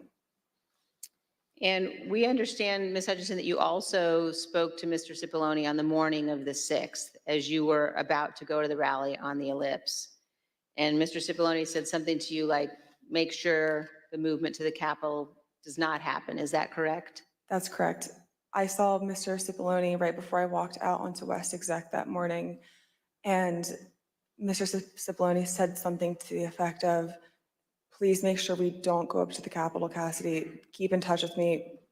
We're going to get charged with every crime imaginable if we make that movement happen. And do you remember which crimes Mr. Cipollone was concerned with? In the days leading up to the 6th, we had conversations about potentially obstructing justice or defrauding the electoral count. Let's hear about some of those concerns that you mentioned earlier in one of your interviews with us. Having a private conversation with Pat late in the afternoon of the 3rd or the 4th, that Pat was concerned it would look like we were obstructing justice or obstructing the electoral college count. And I apologize for probably not being very firm with my legal terms here, but that it would look like we were obstructing what was happening on Capitol Hill. And he was also worried that it would look like we were inciting a riot or encouraging a riot to erupt on the Capitol, at the Capitol. In fact, in the days before January 6th and on January 6th itself, President Trump expressed to multiple White House aides that he wanted to go to the Capitol after his speech. Here's what various White House aides have told the committee about the president's desire to go to the Capitol. Did the president tell you this, that he wanted to speak at the Capitol? Correct, yes. During the meeting in the dining room, did the idea of the president proceeding or walking to the Capitol on the 6th after his speech come up? Walking to the Capitol? No. Driving to the Capitol? It came up. Okay, how did it come up and what was discussed? He brought it up. He said, I want to go down to the Capitol. What about him marching to the Capitol on the 6th? Yes. Tell us about that. So it's kind of a general thing. I mean, to get into the specifics of it, I was aware of a desire of the president to potentially march to the or accompany the rally attendees to the Capitol. When did you first hear about this idea of the president accompanying rally attendees to the Capitol on the 6th? Well, this was at the 6th. This was during the after he finished his remarks. When the president said that he would be going to the Capitol during his speech on the ellipse, the Secret Service scrambled to find a way for him to go. We know this from witnesses and the Secret Service, also from messages among staff on the President's National Security Council. The NSC staff were monitoring the situation in real time, and you can see how the situation evolved in the following chat log that the committee has obtained. As you can see, NSC staff believed that Mogul, the president, was, quote, going to the Capitol, and, quote, they are finding the best route now. From these chats, we also know the staff learned of the attack on the Capitol in real time. When President Trump left the ellipse stage at 1:10, the staff knew that rioters had invaded the inaugural stage and Capitol Police were calling for all available officers to respond. When Republican leader Kevin McCarthy heard the president say he was going to the Capitol, He called you, Ms. Hutchinson. Isn't that right? That's correct. And in this text message, you told Tony Ornato, quote, "McCarthy just called me too. And do you guys think you're coming to my office?" Tell us about the call that day with Leader McCarthy during the president's speech on the ellipse. I was still in the tent behind the stage, and when you're behind the stage, you can't really hear what's going on in front of you. So when Mr. McCarthy called me with this information, I answered the call and he sounded rushed, but also frustrated and angry at me. And I was confused because I didn't know what the president had just said. He then explained, the president just said he's marching to the Capitol. You told me this whole week you aren't coming up here. Why would you lie to me? I said, I'm not lying. I wasn't lying to you, sir. We're not going to the Capitol. And he said, well, he just said it on stage, Cassidy, figure it out. Don't come up here. I said, I'll run the traps on this and I'll shoot you a text. I can assure you we're not coming up to the Capitol. We've already made that decision. He pressed a little bit more, believing me, but I think frustrated that the president had said that. And we ended the phone conversation after that. I called Mr. Ornato to reconfirm that we weren't going to the Capitol, and which is also in our text messages. I sent Mr. McCarthy another text telling him the affirmative that we were not going up to the Capitol, and he didn't respond after that. And we understand, Ms. Hutchinson, that the plans for the president to come up to the Capitol had included discussions at some point about what the president would do when he came up to the Capitol on January 6th. Let's look at a clip of one of your interviews discussing that issue with the committee. When you were talking about a scheduled movement, did anyone say what the president wanted to do when he got here? No. Not that I can specifically remember. I remember hearing a few different ideas discussed between Mark and Scott Perry, Mark and Rudy Giuliani. I don't know which conversations were elevated to the president. I don't know what he personally wanted to do when he went up to the Capitol that day. I know that there were discussions about him having another speech outside of the Capitol before going in. I know that there was a conversation about him going into the House chamber at one point. As we've all just heard, in the days leading up to January 6th, on the day of the speech, both before and during and after the rally speech, President Trump was pushing his staff to arrange for him to come up here to the Capitol during the electoral vote count. Let's turn now to what happened in the president's vehicle when the Secret Service told him he would not be going to the Capitol after his speech. First, here is the president's motorcade leaving the ellipse after his speech on January 6th.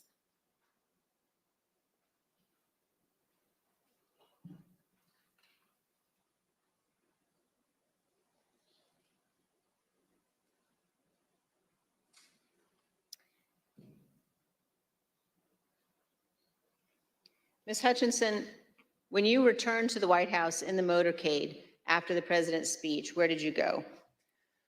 When I returned to the White House, I walked upstairs towards the Chief of Staff's office, and I noticed Mr. Ornato lingering outside of the office. Once we had made eye contact, he quickly waved me to go into his office, which was just across the hall from mine.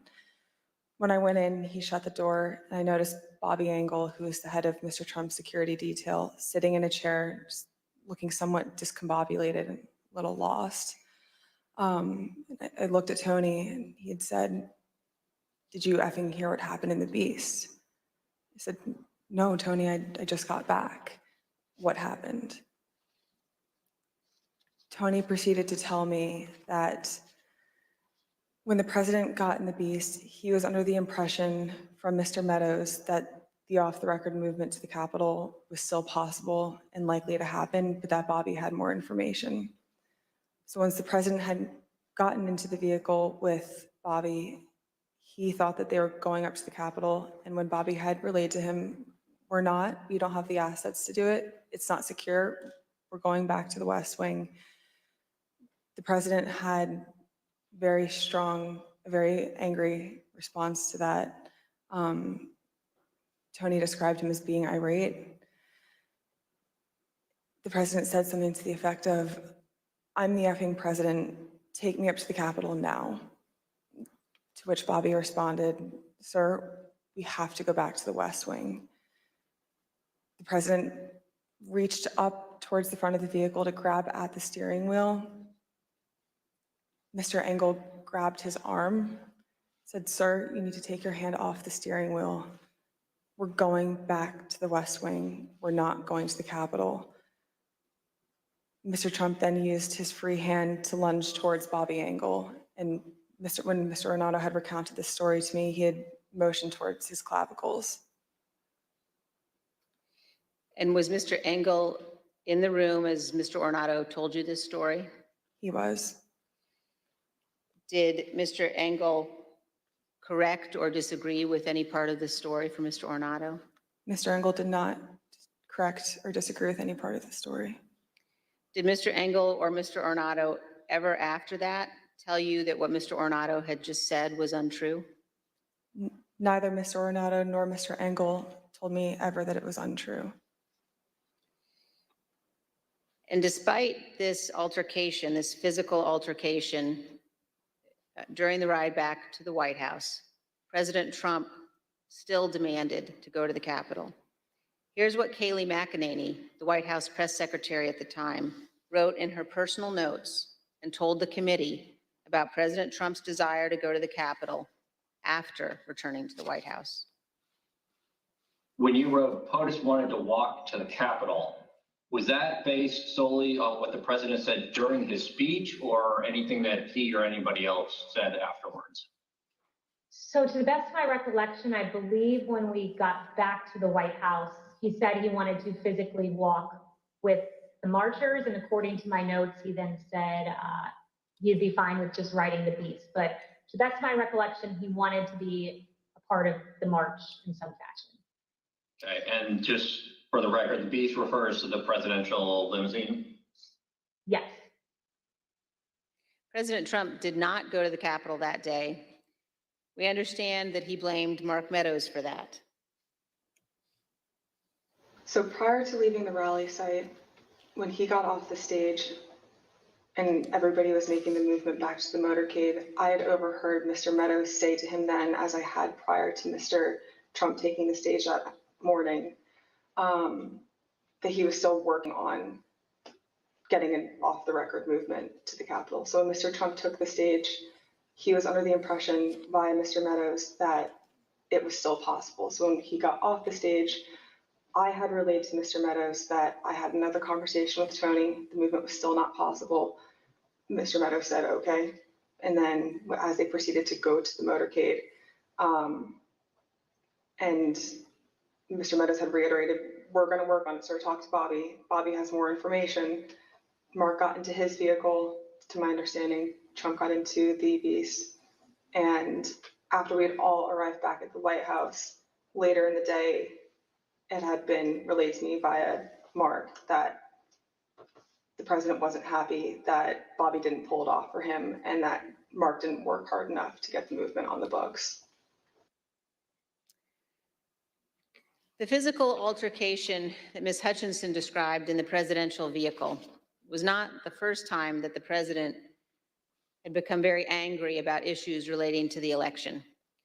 On December 1, 2020, Attorney General Barr said in an interview that the Department of Justice had not found evidence of widespread election fraud sufficient to change the outcome of the election. Ms. Hutchinson, how did the president react to hearing that news? Around the time that I understand the AP article went live, I remember hearing noise coming from down the hallway, so I poked my head out of the office and I saw the valet walking towards our office. He had said, get the chief down to the dining room, the president wants him. So Mark went down to the dining room, came back to the office a few minutes later. After Mark had returned, I left the office and went down to the dining room, and I noticed that the door was propped open and the valet was inside the dining room changing the tablecloth off of the dining room table. He motioned for me to come in and then pointed towards the front of the room near the fireplace mantle and the TV, where I first noticed there was ketchup dripping down the wall and there's a shattered porcelain plate on the floor. The valet had articulated that the president was extremely angry at the Attorney General's AP interview and had thrown his lunch against the wall, which was causing them to have to clean up. So I grabbed a towel and started wiping the ketchup off of the wall to help the valet out. And he said something to the effect of, he's really ticked off about this. I would stay clear of him for right now. He's really, really ticked off about this right now. And Ms. Hutchinson, was this the only instance that you are aware of where the president threw dishes? It's not. And are there other instances in the dining room that you recall where he expressed his anger?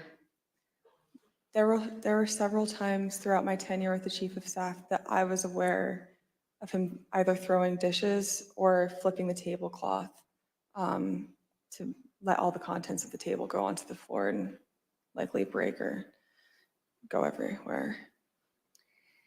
And Ms. Hutchinson, Attorney General Barr described to the committee the president's angry reaction when he finally met with President Trump. Let's listen.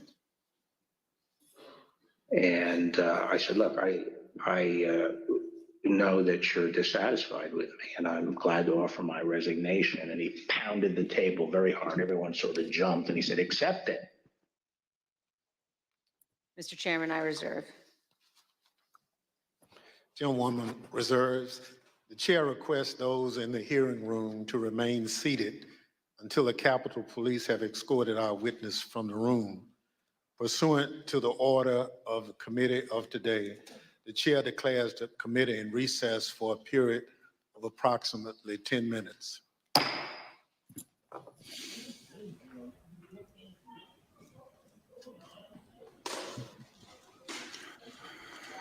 Well, welcome. Brooklyn's not with us, but John, you are, right? I'm here. Okay, Brooklyn will be back in just a second. Pretty powerhouse stuff. I think, you know, she's in the room and she's telling what she saw, and yeah, it was compelling.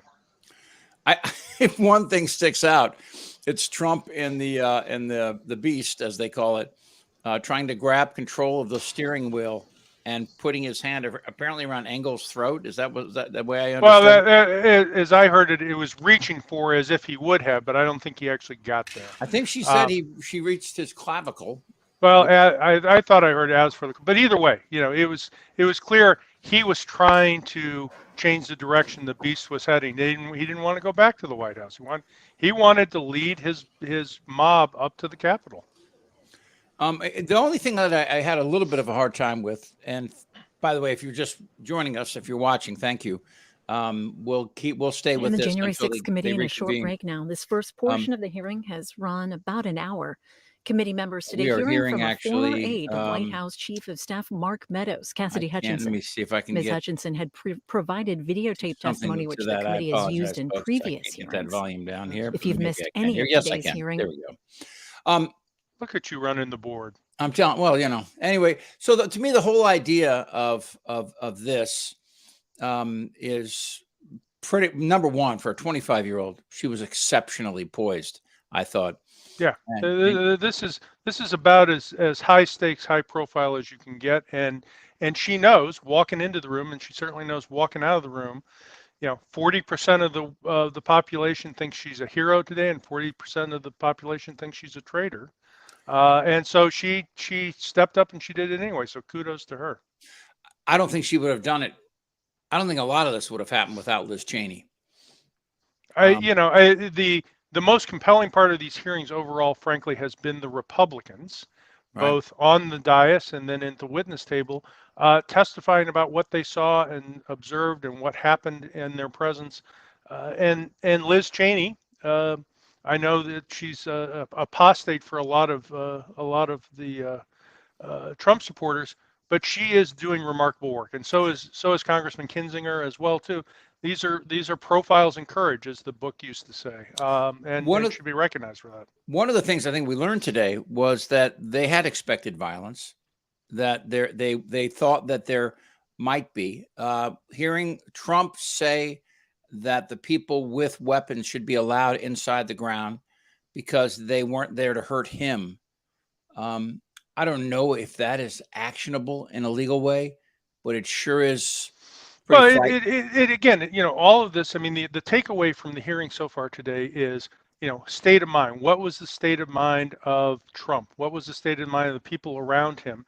And we're starting to get a really complete picture now of what was going on in and around the president's mind, because he knew before the 6th that there was a likelihood of violence. He knew before the 6th there was a likelihood that people would be bringing weapons.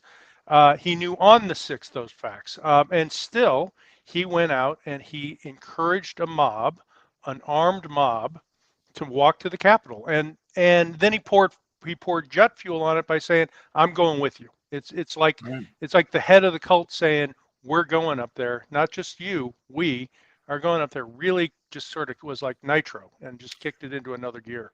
This is John Austin. John also was a press secretary for former U.S. Senator Tom Eagleton. But you also run a communications company, a crisis communications company.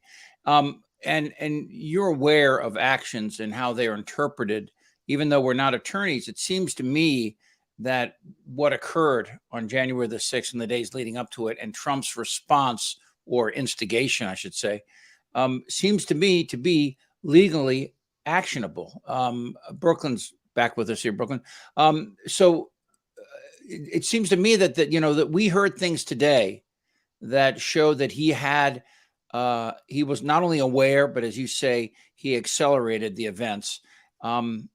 And it sounds to me that if Merrick Garland and the prosecutors are watching this, as Garland said they are, that it's hard to go in any other direction other than that this guy's responsible for the events of January 6th. Yeah, I mean, I think, look, if there wasn't already a target, and there was on Meadows and Oronato and Giuliani, Ms. Hutchinson's testimonies helped make that target bigger and more visible, right? I mean, because she's not just saying, "I heard that," or "I, was told that."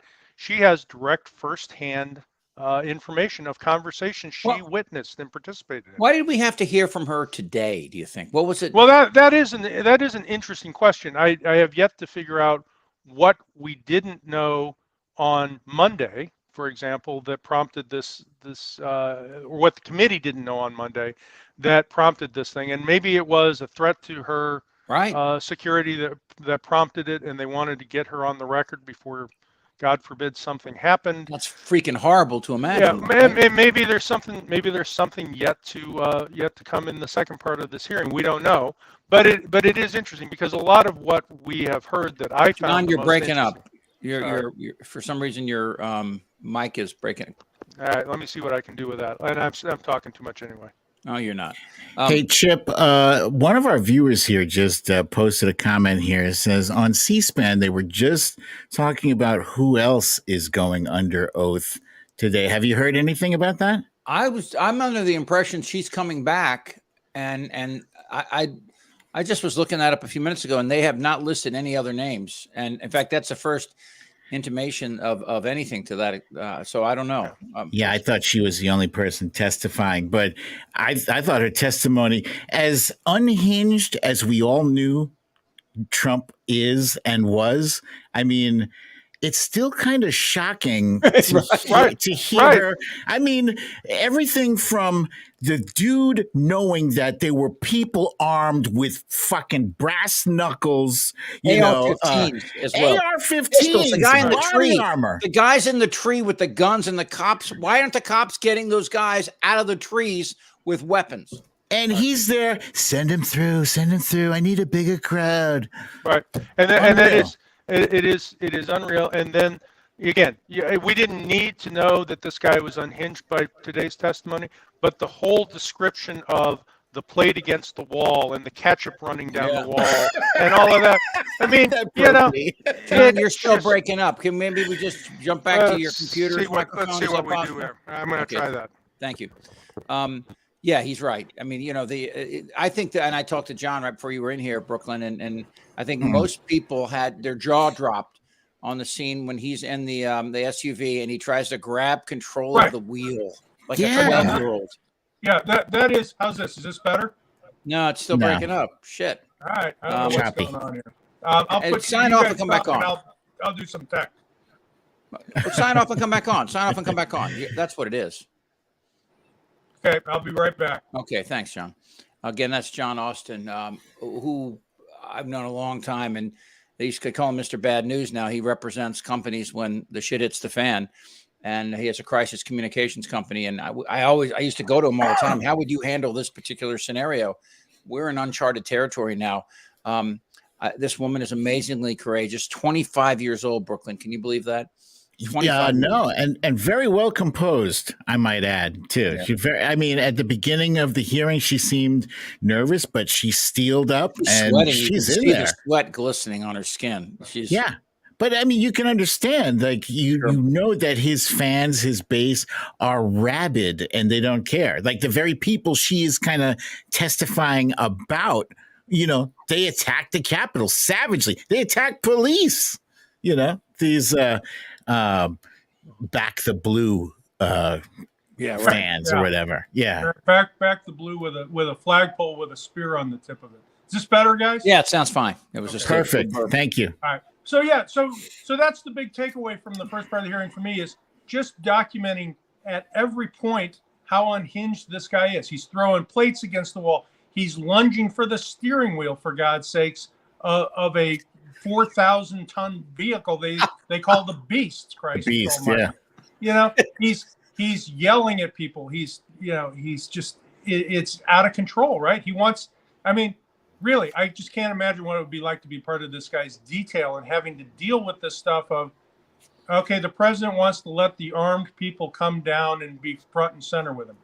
The Secret Service head must have exploded when they hear stuff like that. So my notes, as I'm doing this too, this woman was in, again, Cassidy Hutchinson, who was Mark Meadows' everything, right? Yeah. And the liaison with Renato, who she described as probably one of the most significant people in the White House, because he has his finger on all of the details that surround Trump and the family security. And when I listen to that conversation and the insights that she's offering here, I'm thinking that there's a lot of people whose, is puckering right now.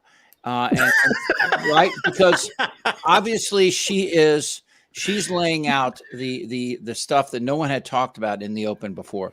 The comment about Giuliani as she's walking him to his car early on, and about, hey, aren't you excited about the 6th? And she goes back to Meadows and goes, "What's the deal?" And he won't even look at her. It's like he was part and parcel to this conspiracy. Meadows was. It did not have the balls, to even again Meadows. His text, we all know that everybody that was watching this on television was texting Meadows saying, get him to stop. They had no idea how bad this could have been had he gone to the Capitol. Where would he gone, John? You worked in the Capitol. Where would he have actually driven that inside the barricades to the steps of the Capitol? If they had allowed him to go to the Capitol, what do you think would have happened? I got to hold on. Let me turn your mic back on. I'm sorry. Go ahead. There we go. Okay, so typically when the president goes up for the State of the Union, right? They go to the east front of the Capitol. They go in one of the entrances under the steps. They go into the House chamber, things like that. And there isn't any place on the west front where you can get that immediate access. So for sure, they're going the east front. It's been a long time, guys, since I worked on the Hill. There may be now things underneath the Capitol that I'm not aware of. Maybe they've got a secure place to take them under. But historically, when the president's gone to the Hill, he goes to the east side of the Capitol and goes in. Well, so I guess this person, Karen, makes a great point. Does this kind of testimony, does this kind of insight make it harder in some ways for the RNC to allow this guy to run for president again? Everybody's telling me he won't. Michael Cohen tells me he won't. Brian Karem says he's not going to. Other people I know in government say no, but I'm still convinced he will. But what I heard today, that there's a guy that wanted to go to the Capitol of the United States and stop the constitutional process from occurring, even if it meant allowing people armed with AR-15s and brass knuckles inside. How do you let that guy run your party again? Your party's gone if they're not. Chip, he's still running that party. He never stopped running it. I mean, don't you think today's testimony was pretty compelling, more compelling than anything we'd heard? Yes, but no. Yes, but like what I said in the beginning, like we all knew he was unhinged, right? So that's us. We despise the guy. We knew he was unhinged, but also not completely surprised. It's shocking, but not completely surprised. But meanwhile, the right wing will spin this in, oh, it's a witch hunt and it's partisan. And even though those things are not true, it doesn't matter. They've shut their ears. They're basically doing la la la la la to hey guys, everything. They're coming back, and Ms. Hutchinson is apparently returning. Okay. All right. We'll catch you guys at the end of this. Thanks a lot. John Austin, Brooklyn Dad, Chip Franklin. More coming up right here. Thanks for watching. Yeah, let me get this back up here.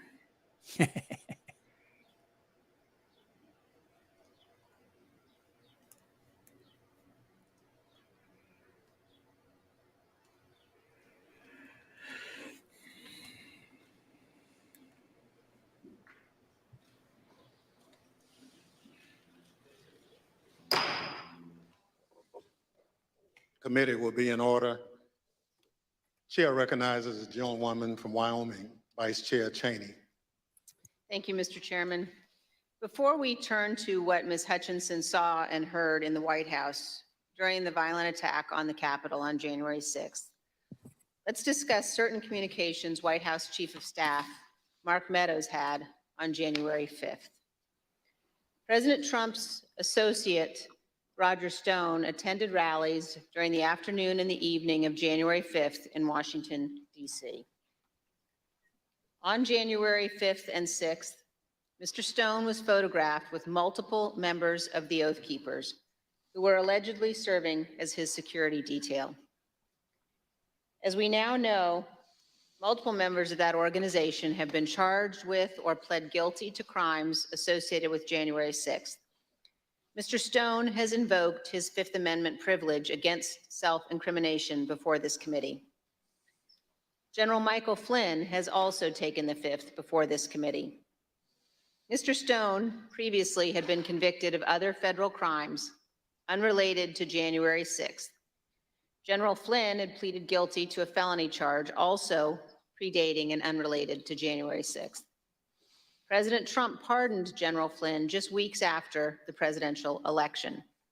And in July of 2020, he commuted the sentence Roger Stone was to serve. The night before January 6th, President Trump instructed his Chief of Staff, Mark Meadows, to contact both Roger Stone and Michael Flynn regarding what would play out the next day. Ms. Hutchinson, is it your understanding that President Trump asked Mark Meadows to speak with Roger Stone and General Flynn on January 5th? That's correct. That is my understanding. And Ms. Hutchinson, is it your understanding that Mr. Meadows called Mr. Stone on the 5th? I'm under the impression that Mr. Meadows did complete both a call to Mr. Stone and General Flynn the evening of the 5th. Ever intended to go. And do you know what they talked about that evening, Ms. Hutchinson? I'm not sure.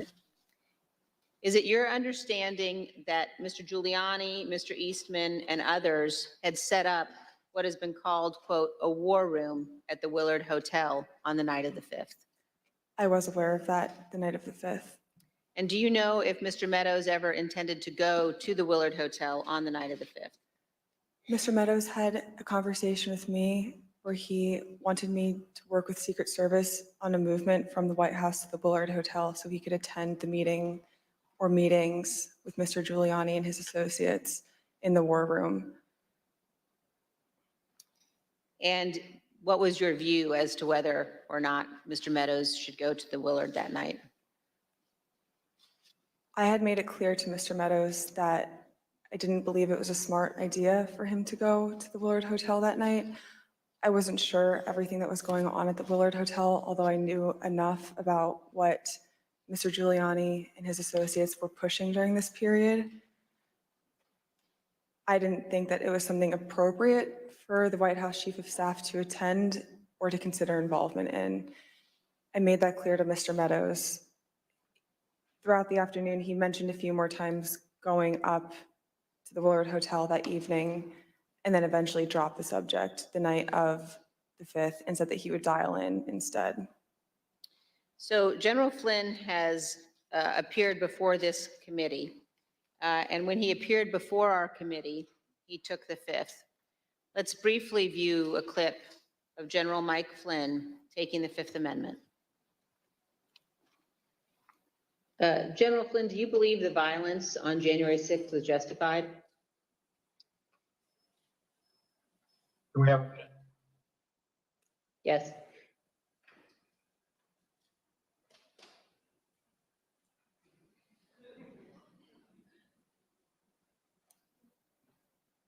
All right, we're back. Congressman Cheney, could you repeat the question, please? Yes, General Flynn, do you believe the violence on January 6th was justified?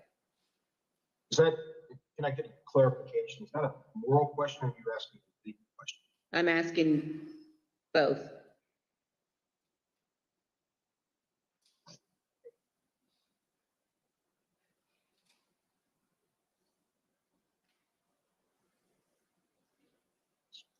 I said the 5th. Do you believe the violence on January 6th was justified morally?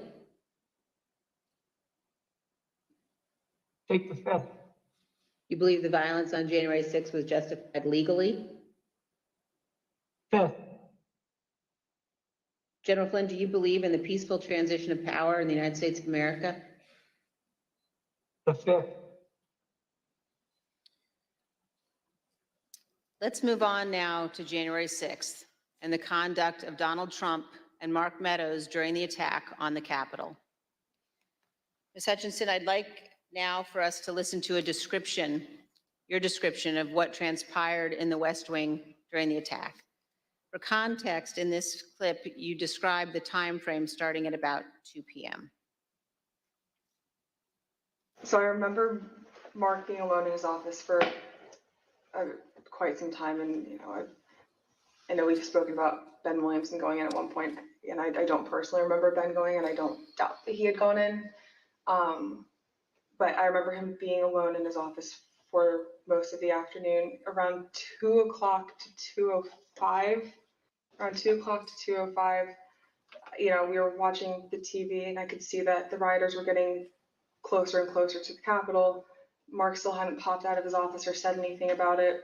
So that's when I went into his office. I saw that he was sitting on his couch on his cell phone. Same as the morning where he was just kind of scrolling and typing. I said, "Hey, are you watching the TV, Chief?" His TV was small and you can see it, but I didn't know if he was really paying attention. I said, "You watching the TV, Chief?" And he was like, "Yeah." The rioters are getting really close. Have you talked to the president? He said, "No, he wants to be alone right now." Still looking at his phone. So I start to get frustrated because, I sort of felt like I was watching this is not a great comparison, but a bad car accident that was about to happen where you can't stop it, but you want to be able to do something. And I remember thinking in that moment, Mark needs to snap out of this, and I don't know how to snap him out of this, but he needs to care. And I just remember I blurted out, I said, "Mark, do you know where Jim's at right now?" And he looked up at me at that point and said, "Jim?" And I said, "Mark, he was on the floor a little while ago giving a floor speech. Did you listen?" He said, "Yeah, it was real good. Did you like it?" And I said, "Yeah. Do you know where he's at right now?" He said, "No, I haven't heard from him." And I said, "You might want to check in with him, Mark." And I remember pointing at the TV and I said, the rioters are getting close. They might get in.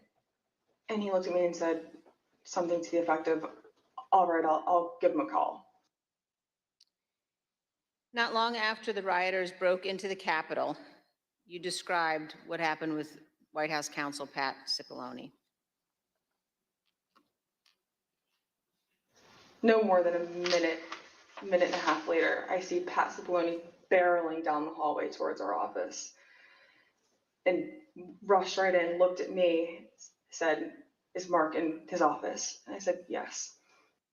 He just looked at me and started shaking his head and went over, opened Mark's office door, stood there with the door propped open, and said something to the, Mark is still sitting on his phone. I remember like glancing and he's still sitting on his phone. And I remember Pat saying to him something to the effect of, the rioters have gotten to the Capitol, Mark. We need to go down and see the president now. And Mark looked up at him and said, he doesn't want to do anything, Pat. And Pat said something to the effect of, and very clearly had said this to Mark, something to the effect of, Mark, something needs to be done or people are going to die and the blood's going to be on your effing hands.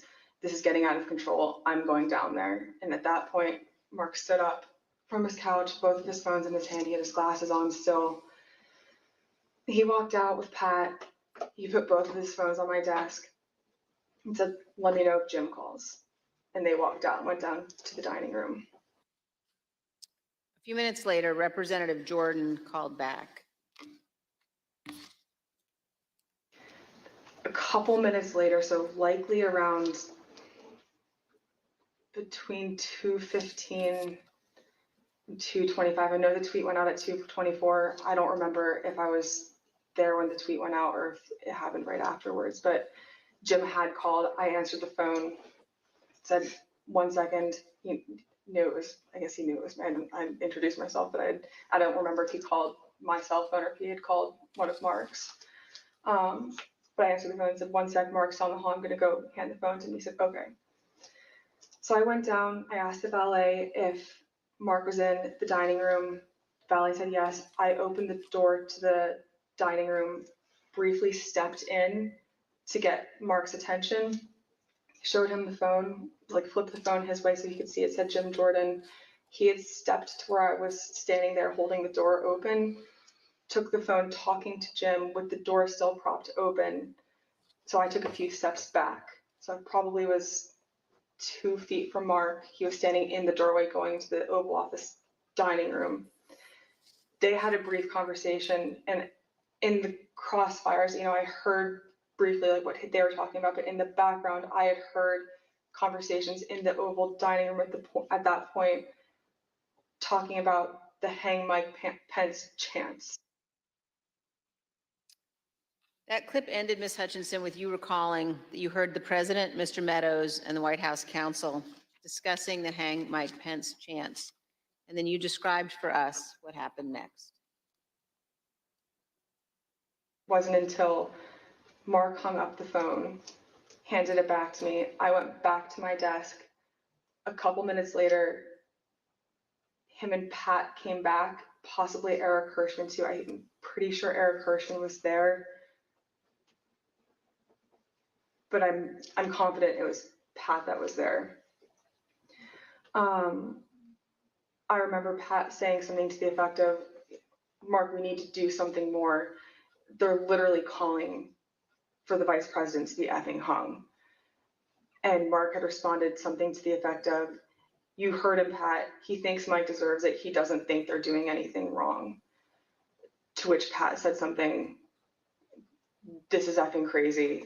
We need to be doing something more. Briefly stepped into Mark's office. And when Mark had said something to the effect of, he doesn't think they're doing anything wrong, knowing what I had heard briefly in the dining room, coupled with Pat discussing the Hang Mike Pence chants in the lobby of our office, and then Mark's response, I understood there to be the rioters in the Capitol that were chanting for the vice president to be hung. Let me pause here on this point. As rioters chanted Hang Mike Pence, the President of the United States, Donald Trump, said that, quote, Mike deserves it, and that those rioters were not doing anything wrong.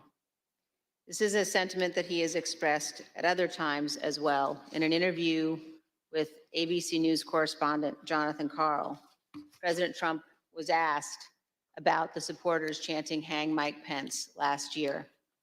Instead of condemning them, the former president defended them. Because it's common sense, John. It's common sense that you're supposed to protect. How can you, if you know a vote is fraudulent, right? Yeah. How can you pass on a fraudulent vote to Congress? President Trump's view that the rioters were not doing anything wrong and that, quote, Mike deserved it, helps us to understand why the president did not ask the rioters to leave the Capitol for multiple hours. In fact, he put this tweet out at 2:24 p.m. Ms. Hutchinson, do you recall seeing this tweet in which the president said the vice president did not have the courage to do what needed to be done? I do. Ms. Hutchinson, what was your reaction when you saw this tweet? As a staffer that worked to always represent the administration to the best of my ability and to showcase the good things that he had done for the country,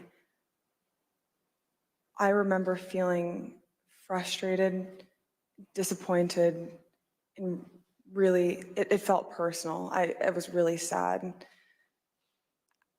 As an American, I was disgusted. It was unpatriotic. It was un-American. We were watching the Capitol building get defaced over a lie. And it was something that was really hard in that moment to digest, knowing what I had been hearing down the hall in the conversations that were happening, seeing that tweet come up and knowing what was happening on the Hill. And it's something that I still struggle to work through the emotions of that. Ms. Hutchinson, we have also spoken to multiple other White House staff about their reaction to Donald Trump's 2:24 tweet, condemning Mike Pence for not having the courage to refuse to count electoral votes, an act that would have been illegal. Matthew Pottinger, a former Marine intelligence officer who served in the White House for 4 years, including as Deputy National Security Advisor, was in the vicinity of the Oval Office at various points throughout the day. When he saw that tweet, he immediately decided to resign his position. Let's watch him describe his reaction to the president's tweet. One of my staff brought me a printout of a tweet by the president. And the tweet said something to the effect that Mike Pence, the vice president, didn't have the courage to do what should have been done. I read that tweet and made a decision at that moment to resign. That's where I knew that I was leaving that day once I read that tweet. Ultimately, members of the White House staff, Sarah Matthews, cabinet members, Secretary Chao and Secretary DeVos resigned as well. Here is Secretary DeVos's resignation letter. As you can see, in resigning on January 6th, Secretary DeVos said to the president, quote, "There's no mistaking the impact your rhetoric had on the situation, and it is the inflection point for me." Let's also look at Secretary Chao's resignation statement. When Secretary Chao resigned, she spoke of the January 6th attack, and she said, quote, "As I am sure is the case with many of you, this has deeply troubled me in a way I simply cannot set aside." Ms. Hutchinson, in our prior interviews, we've asked you about what the president's advisors were urging him to do during the attack. You've described roughly 3 different camps of thought inside the White House that day. Can you tell us about those? There was a group of individuals that were strongly urging him to take immediate and swift action. I would classify the White House counsel's office, Mr. Hirschman, Miss Ivanka Trump in that category of really working to get him to take action and pleading with him to take action. There was a more neutral group where advisors were trying to toe the line, knowing that Mr. Trump didn't necessarily want to take immediate action and condemn the riots, but knowing something needed to be done. And then there was the last group, which was deflect and blame. Let's blame Antifa. These aren't our people. It's my understanding that Mr. Meadows was in the deflect and blame category, but he did end up taking a more neutral route, knowing that there were several advisors in the president's circle urging him to take more action, which I think was reflected in the rhetoric released later that day in the videos. You told us that the White House counsel's office was in the camp encouraging the president to tell the rioters to stop the attack and to leave the Capitol. Let's listen. White House counsel's office wanted there to be a strong statement out to condemn the rioters. I'm confident in that. Now let's look at just one example of what some senior advisors to the president were urging. Ms. Hutchinson, could you look at the exhibit that we're showing on the screen now? Have you seen this note before? That's a note that I wrote at the direction of the Chief of Staff on January 6th, likely around 3 o'clock. And it's written on a Chief of Staff note card, but that's your handwriting, Ms. Hutchinson? That's my handwriting. And why did you write this note? The Chief of Staff was in a meeting with Eric Hirschman and potentially Mr. Philbin, and they had rushed out of the office fairly quickly. Mark had handed me the note card with one of his pens and started dictating a statement for the president to potentially put out. And no, I'm sorry, go ahead. That's okay. There were two phrases on there, one illegal and then one without proper authority. The illegal phrase was the one that Mr. Meadows had dictated to me. Mr. Hirschman had chimed in and said, also put without legal authority. There should have been a slash between the two phrases. It was an or if the president had opted to put one of those statements out. Evidently he didn't. Later that afternoon, Mark came back from the Oval Dining Room and put the palm card on my desk with illegally crossed out, but said we didn't need to take further action on that statement. So to your knowledge, this statement was never issued? It was, to my knowledge, it was never issued. And Ms. Hutchinson, did you understand that Ivanka Trump wanted her father to send people home? That's my understanding, yes. Let's play a clip of you addressing that issue.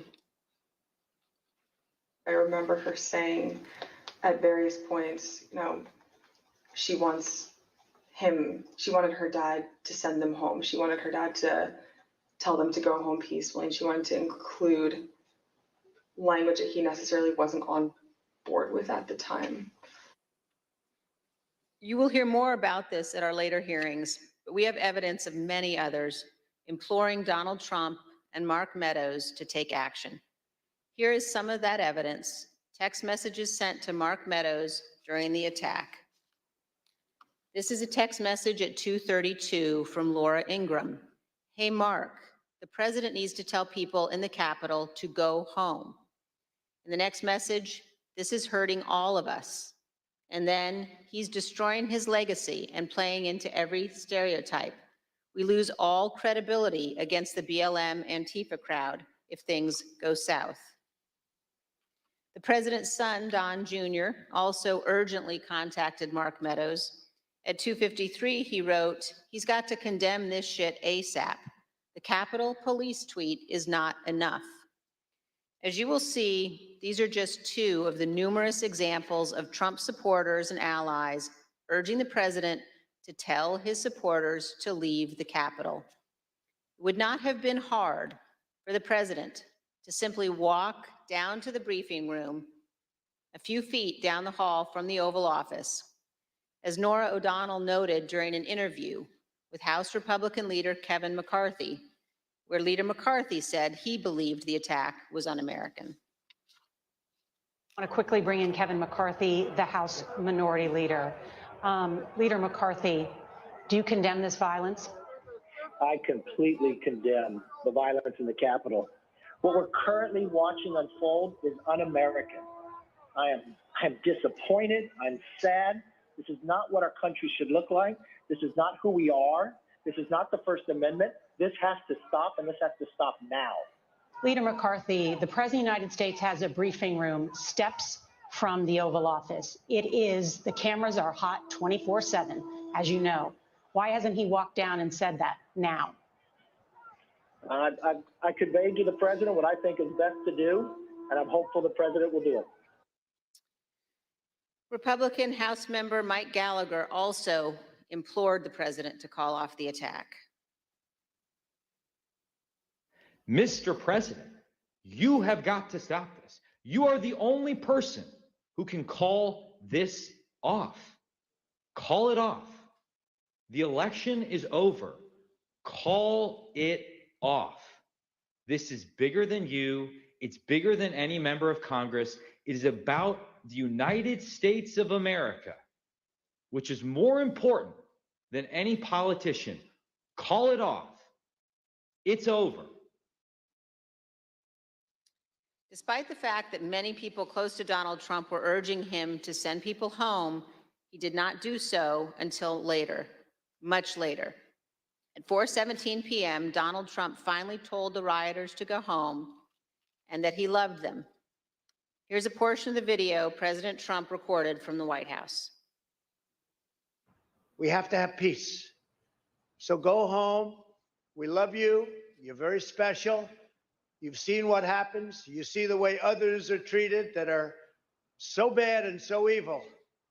I know how you feel. But go home and go home in peace.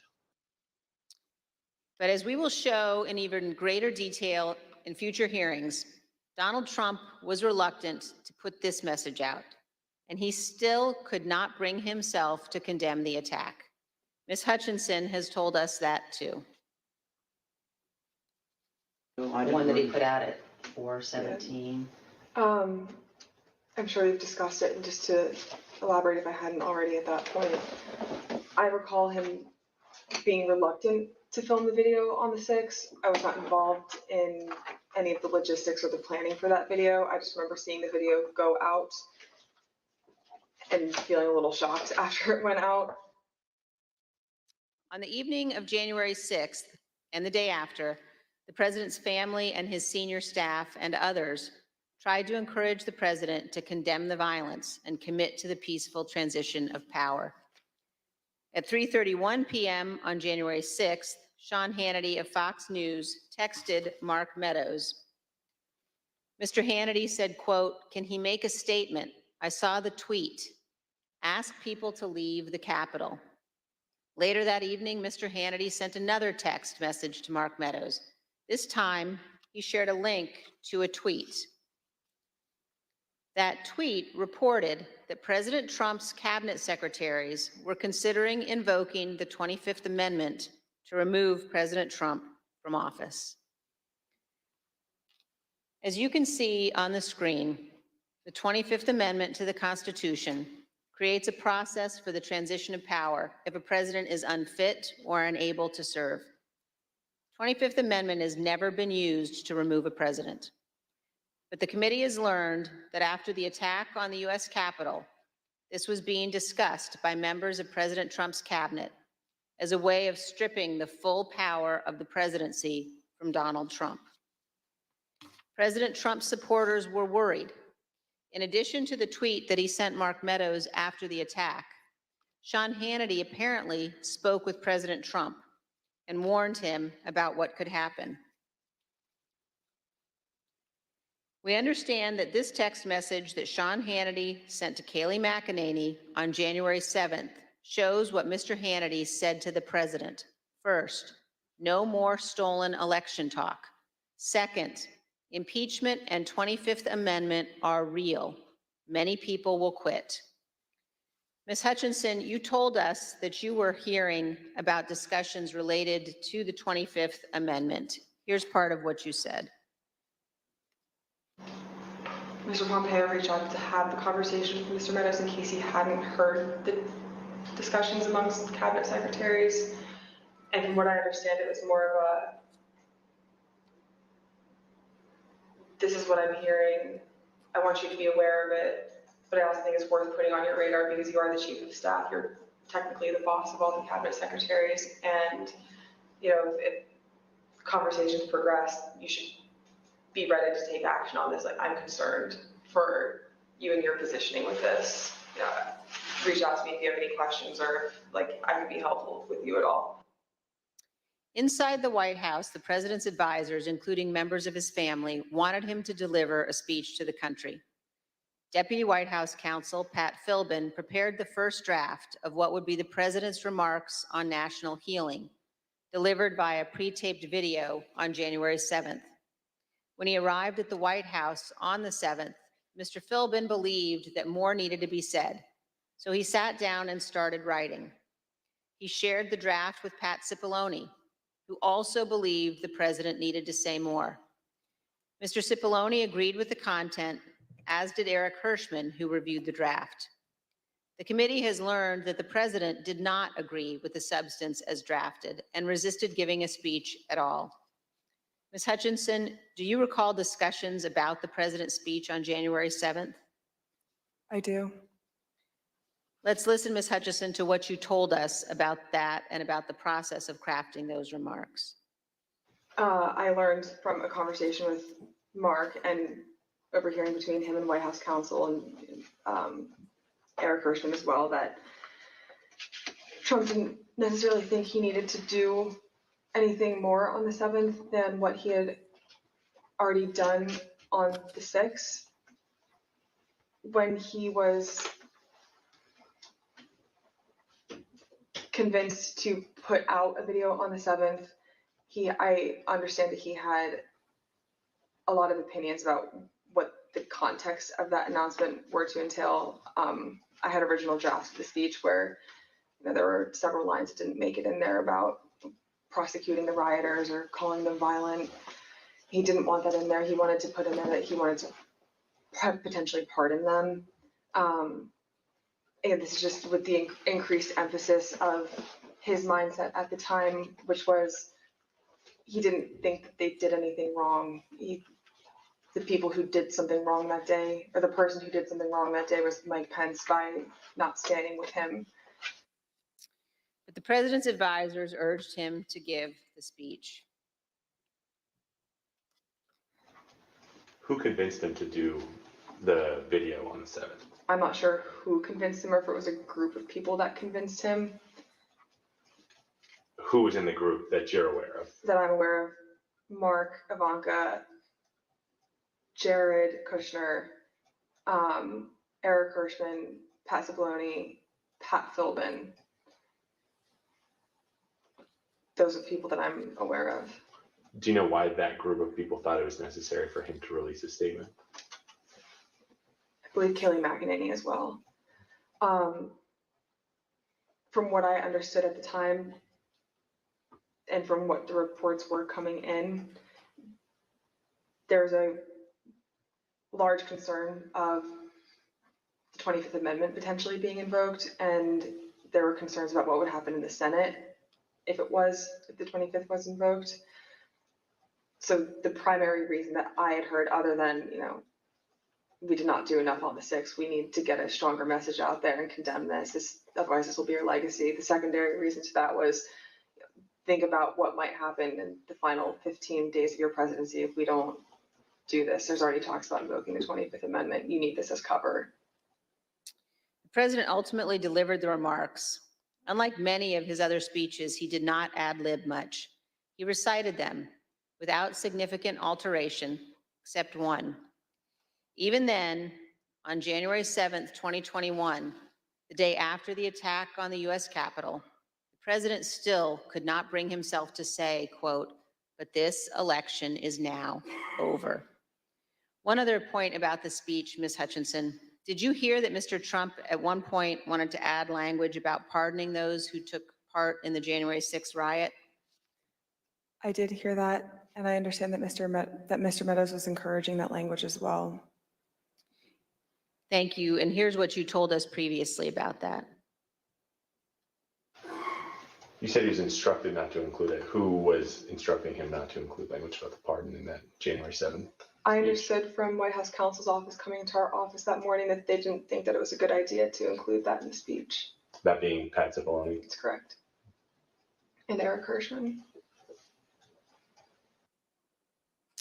Ms. Hutchinson, did Rudy Giuliani ever suggest that he was interested in receiving a presidential pardon related to January 6th? He did. Ms. Hutchinson, did White House Chief of Staff Mark Meadows ever indicate that he was interested in receiving a presidential pardon related to January 6th? Mr. Meadows did seek that pardon. Yes, ma'am. Thank you, Ms. Hutchinson. Mr. Chairman, I yield back. I want to thank our witness for joining us today. The members of the Select Committee may have additional questions for today's witness, and we ask that you respond expeditiously in writing to those questions. Without objections, members will be permitted 10 business days to submit statements for the record, including opening remarks and additional questions for the witness. Without objection, the chair recognizes the vice chair for a closing statement. And I want all Thank you very much, Mr. Chairman. Hutchinson has done. I want to begin by thanking Ms. Hutchinson for her testimony today. We are all in her debt. Our nation is preserved by those who abide by their oaths to our Constitution. That brings me to our nation is preserved by those who know the fundamental difference between right and wrong. And I want all Americans to know that what Ms. Hutchinson has done today is not easy. True of every witness. The easy course is to hide from the spotlight, to refuse to come forward, to attempt to downplay or deny what happened. That brings me to a different topic. Witnesses connected to While our committee has seen many witnesses, including many Republicans, testify fully and forthrightly, this has not been true of every witness. And we have received evidence of one particular practice that raises significant concern. Our committee commonly asks witnesses connected to Mr. Trump's administration or campaign whether they've been contacted by any of their former colleagues or anyone else who attempted to influence or impact their testimony. Without identifying any of the individuals involved, let me show you a couple of samples of answers we received to this question. First, here's how one witness described phone calls from people interested in that witness's testimony. Quote, what they said to me is, as long as I continue to be a team player, they know I'm on the right team. I'm doing the right thing. I'm protecting who I need to protect. You know I'll continue to stay in good graces in Trump world. And they have reminded me a couple of times that Trump does read transcripts, and just keep that in mind as I proceed through my interviews with the committee. Here's another sample in a different context. This is a call received by one of our witnesses. Significant concern. Our committee commonly asks witnesses connected to Mr. Trump's administration or campaign whether they've been contacted by any of their former colleagues or anyone else who attempted to influence or impact their testimony. Without identifying any of the individuals involved, let me show you a couple of samples of answers we received.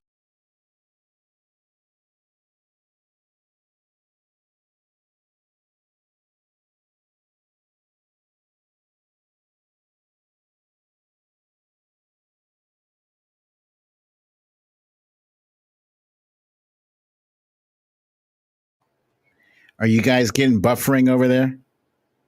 Yeah, it's buffering for me too.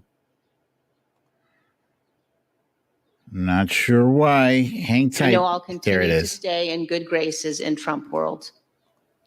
And they have reminded me a couple of times that Trump does read transcripts. And just keep that in mind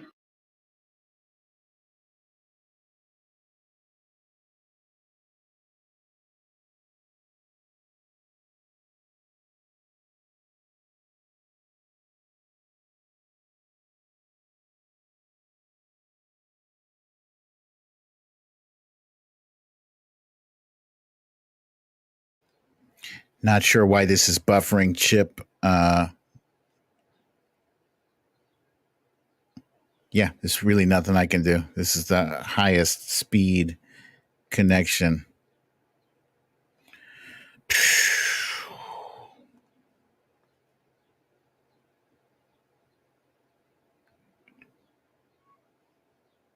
Oh, we got an error. There are Okay. some details you'd like to clarify, or you discovered some courage you had hidden away somewhere. Our doors remain open. The Select Committee will reconvene in the weeks ahead as we continue to lay out our findings to the American people.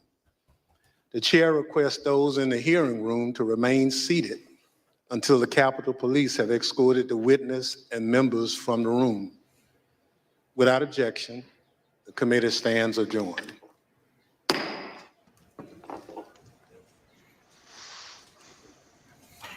Okay, so we are back just in time for them to adjourn. That's not funny. That is Brooklyn Dad. I'm Chip Franklin, John Austin. Just while it's fresh in our mind, the last comments that Mr. Thompson said are quite alarming. In other words, there are threats. This is not the end game for these witnesses where they walk away. And I mean, I saw a lot on Twitter speaking about Hutchinson and saying that that she's still a conservative and that she's still, I don't care. People like Kinzinger, Cheney, and Hutchinson and others. Patriots. They're, I mean, they are. This is not about politics, right, John? This is about the structure of our democracy. Look, I'll have a debate with conservatives any day of the week on public policy issues. This is not about that. This is about democracy and the Constitution.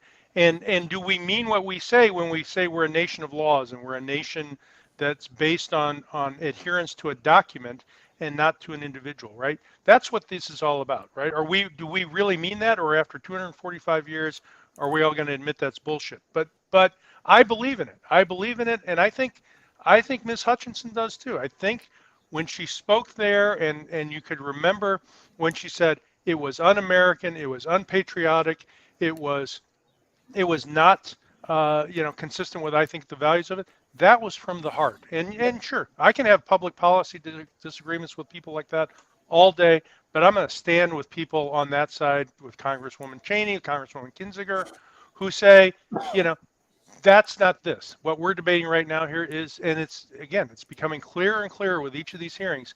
There was a plan, there was a coordinated effort to get to overthrow the peaceful transfer of power. I mean, there is no other conclusion that people can draw from this unless you are just so far in the bubble you can't see anything. But even Hannity and Laura Ingraham said as much in those tweets. Because they're not in the bubble. They are just monetizing and exploiting the bubble for their own purpose. Exactly. Yeah. The people, that's one of the tragedies of the scam, that the grift these people have been running, is that the people who are extracting $5 and $10 and $25 donations from people who probably can't afford it, is that they don't actually believe this bullshit, right? They don't actually believe some of the stuff that they have to mouth. And when they're alone on their beach house in the Hamptons or wherever it is they are, they admit that to themselves, if nobody else. It's funny that you say that. I mean, just when I think about the two versions that people present to the public, right? I mean, one version to the public and the other that's in the back circles. I'm just wondering if the ability now to get it, everything comes out eventually now, right? It seems like it. Watching Michael Flynn take the fifth, and I'm thinking to myself, how the fuck did this guy ever become a general? Yeah. What a weak human being, right? But he wasn't one. He wanted martial law. These are dangerous people. Whatever we're doing to whatever sort of Socratic method we're doing to figure out who we put in these positions, it's not enough. I mean, I don't know what the test is. I just want to test it. I'd like to know how much. I guarantee you that Trump did not know how many members were in the House of Representatives. I guarantee you that that there's many people that are. Remember, if you read, I would recommend everyone read Michael Lewis's book, The Fifth Risk, about Trump coming in and dismantling the government and the dangers that pose to us, not political dangers, but real dangers with the EPA, with the Department of Defense. Rick Perry was a Secretary of Energy, did not know there was a plutonium pile in his own state in the Panhandle. He didn't know so much that he should have known. I worry that this idea of running this country becomes more of a theocratic exercise than the real work that it has to be. Well, I'm an optimist, so I'm as painful as this is, as close as this came, as uncertain as the outcome is. This is the process by which we recover from the excesses of the last 6 years, right? We haul it out, we dissect it in full view, we do it down to the level where nobody can have any doubt what's going on. And yes, it's difficult and it's painful and it's awkward and it raises constitutional questions that sane people wish we never had to confront. But we have to because of what happened here. I mean, what happened here is the Trump crowd fell into an election win, and then they outsourced every public policy thing to the highest bidder, for lack of a better term. Right. No, so that's exactly it. they don't. Donald Trump, not only does he not know how many members of Congress are, he probably couldn't name half of the departments of which he nominally had people with. So what did he do? He said, great, I don't want to pick judges. You tell me what judges you want, right? I don't want to get into energy policy. I just want, drill, baby, drill. So if you want to give me a lobbyist for the coal industry, sure, I'll take that. And that, I don't want to give Trump credit for anything. He didn't dismantle the EPA. The people he appointed who had an agenda and had the wherewithal to know it, they're the ones who dismantled. I love it when, and this is one of the things that Hutchinson said that bothered me. She talked about, I supported the actions that he did that were good for our country. And I always tell people, tell me what's one policy that Trump enacted, or at least even sponsored, that was good for this country? I can't think of one. Deregulation is often the answer that they'll point to. I got no problem with pulling out the white pages in Washington and finding redundancies and making it more efficient, but that's not what we're talking about. I used to ask myself that question. Can I find one thing the Trump administration is doing that I agreed with? And you know what I found? NASA. They were big supporters of NASA. They were big supporters of going back to the moon and to Mars. I'm on board with that. So I'll give them NASA if they give me everything else, because everything else was a crater. We'll argue about that some other time. Hey, later on at 4:00 Eastern, we're doing our Inside the Beltway podcast. And today we have former Congressman Joe Walsh, who is livid on Twitter. He was going after him. We have Liz Winstead, who is an abortion rights activist. She's also the woman that she created The Daily Show back with Greg Kinnear back in the day. So she's been, in it from a different angle. We have Brian Karam and myself. Brooklyn, you can't be there. John, I don't know what your schedule's like. I'd love to have you on with us. It's at it'd be 3:00. You're Central, right? Yeah, I'm Central. It's 2:00 where I'm at. Yeah. I don't know if you're available to do that in an hour, but I'd love to have you on. I can make that work. Let me just send me a link or whatever you need. I'll send you the link in a little bit. It was pretty compelling. Of all of the testimonies today, there've been some pretty outrageous, admissions and testimony from before today, but this kind of tied a lot of it together. I had that feeling. Did you have that feeling as well? Yeah, no, this was a person who was in the room with a lot of access to all of the players there, and who has a good memory and probably took some notes as well too.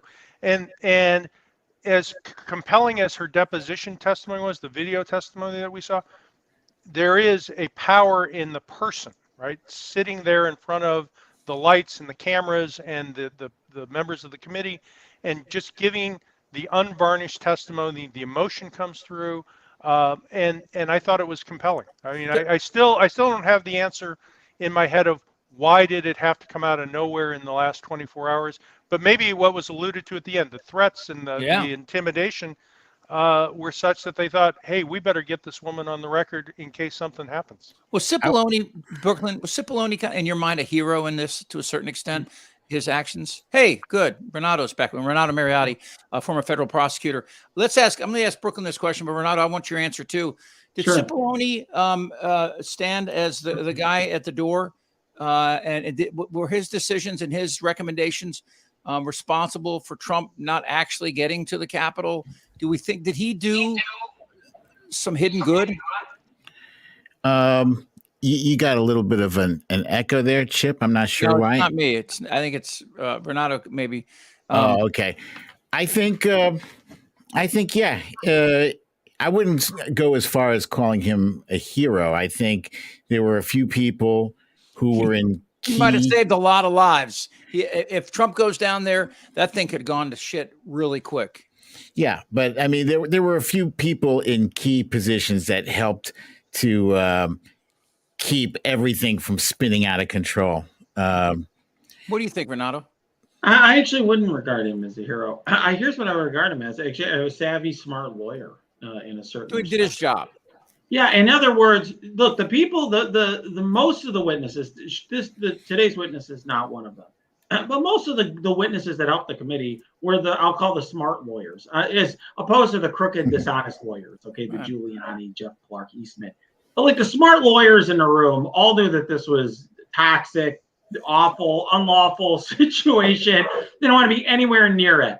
And with Cipollone, his client is the office of the President of the United States. And he's thinking to himself, I've got to save the office of the President of the United States, I need to keep the president as far away from this as possible. The fact of the matter is, if Trump went there, yes, people may have lost their lives. It would have gotten a lot dirtier.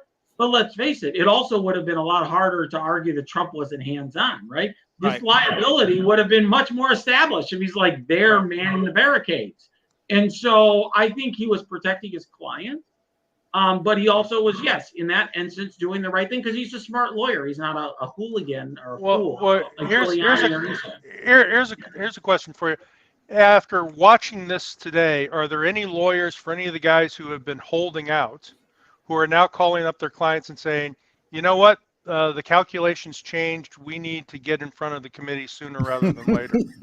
Well, it's a different situation, so I'll explain that because this is the sort of thing I do on a regular basis for clients. It's much more complicated than it seems to folks on Twitter, okay? Right. Is that what everybody's doing? So if I had a client that was involved in Trump world, which I do not, okay? But if I did, what I would be trying to figure out for that client is what is your potential liability, really? And by the way, some of those people that she's criticizing don't have liability in a criminal sense. Like cheering on wrongdoers is not a crime. Sitting idly by while wrongdoers are doing bad things is not a crime. Like you can be munching Cheetos while somebody's robbing a bank, and that's fine. You can just eat your popcorn or Cheetos while they're doing it. So I would, if they don't have any potential liability, it's more up to the witness whether or not they want to participate or not. Okay, if they have a colorable basis to refuse, or if they want to take the fifth, if they could potentially take the fifth, but they're not seriously liable, it's fine. Renato, how is that different than the guy that drives the getaway car? That guy's taking an active role in the conspiracy. Yeah. And so the difference is, are you somebody who is taking an active step? So for aiding and abetting, which is maybe, let's say, a lower level of culpability, you have to know about criminal activity and you have to actively help to make it succeed. Not that you're standing outside the bank and you're eating your Cheetos and you don't run in yourself, but actually that you are actively involved in helping it happen. Like you help them purchase the masks or the guns, you drive the getaway car or whatever. So people who are hands-on here are in a great deal of trouble.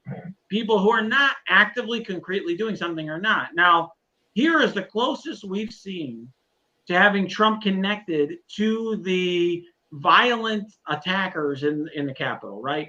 And up till now, we have what I've seen has mostly been Trump eating popcorn at the White House, gleefully watching this unfold on Fox News.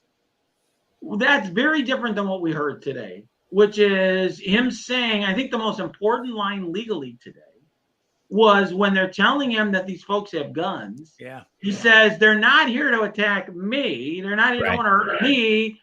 So just let them through. They can go to the Capitol after. So here it really comes very close to, so people don't realize, maybe because it seems easy on Twitter to say, oh, they're all guilty of whatever. There's actually a really high bar under the First Amendment for inciting violence. Does her comments pass the hearsay exception?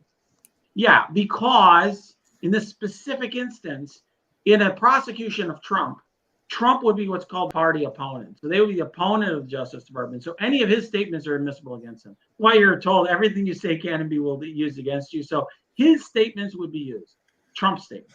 The statements of Meadows, for example, would not come in.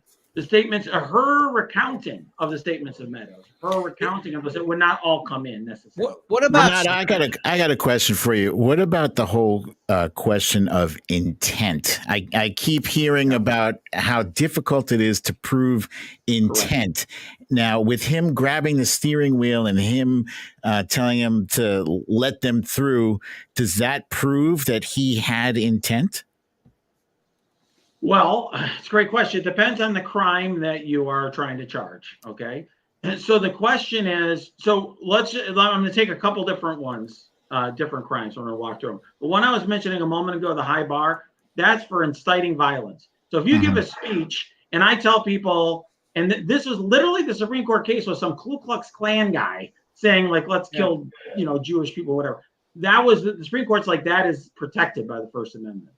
Okay, so the president of the United States giving a political speech of things of public concern often would be, you would think, protected. But in this case, so the test is, when you are saying these things, are you inciting people to imminent lawless action? Do you think that you are going to get them to immediately go and break the law? And that's why the guns comment is so valuable there, right? He knows they have the guns. He knows they're going to the Capitol. Separately, this intent, let's say for obstructing official proceeding, you need to be acting corruptly, which according to the courts means that you know that you're acting in some dishonest or unlawful way. He knows that the crowd is breaching the Capitol. So the argument would be him wanting to be part of that shows that his intent earlier with some of the things he was doing earlier was unlawful. It's not because just trying to drive to the Capitol and not going there does not really move their conspiracy forward or their obstruction forward. But it's his prior actions of encouraging them, of whipping them up, that they're going to say this later statement reveals what your real state of mind was. John, do you have anything? I want to jump in real quick, but real quick question. Does seeking a pardon imply that a person assumes they've done something illegal? Not necessarily. Okay. All right. Yeah. The second part of that would be, if in fact he is indicted, he is a regular citizen now, but he's also a former president of the United States. I know there are constitutional implications to this. At least it seems like on the surface. Can you make an argument that he, as president, was operating within a bubble that cannot be penetrated by a traditional indictment? No, we don't know. We've never indicted a former U.S. president, right? We have not, but I think that's why it's important, by the way. You'll see a lot of legal analysts on Twitter who have all these harebrained schemes. Like they're like some law professor hypothetical, like, oh, if you look in this way and you squint your eyes, like maybe we can get him with this. Like that's all a bunch of BS. It's never going to happen. I hope you're right. Yeah, for the reason you say, like, you're never gonna. It's got to be something clear cut. Like you got him on something that, like, anybody doing this is cooked. And that's why I said, the incitement one is interesting. It's a tough legal battle, but that one might be clear. That might be enough for the Justice Department to act. I do think, another potential one is these fake elector schemes, like lying to the federal government, telling lies, lying to state government. That's often something we get people for when the Justice Department, people lying to the government's bad. That letter by Clark was a lie. Those fake elector certificates were lies.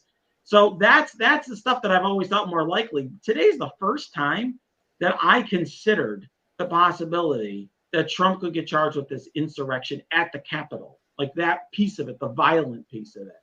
Because from her testimony. From her testimony, it was a game changer. Because Before today, Trump was distant from the Capitol stop. He was off eating Cheetos while they're at the Capitol. I mean, that's the least what we had heard up till now. You got Cheetos on the brain today. You got some Cheetos going in your head today.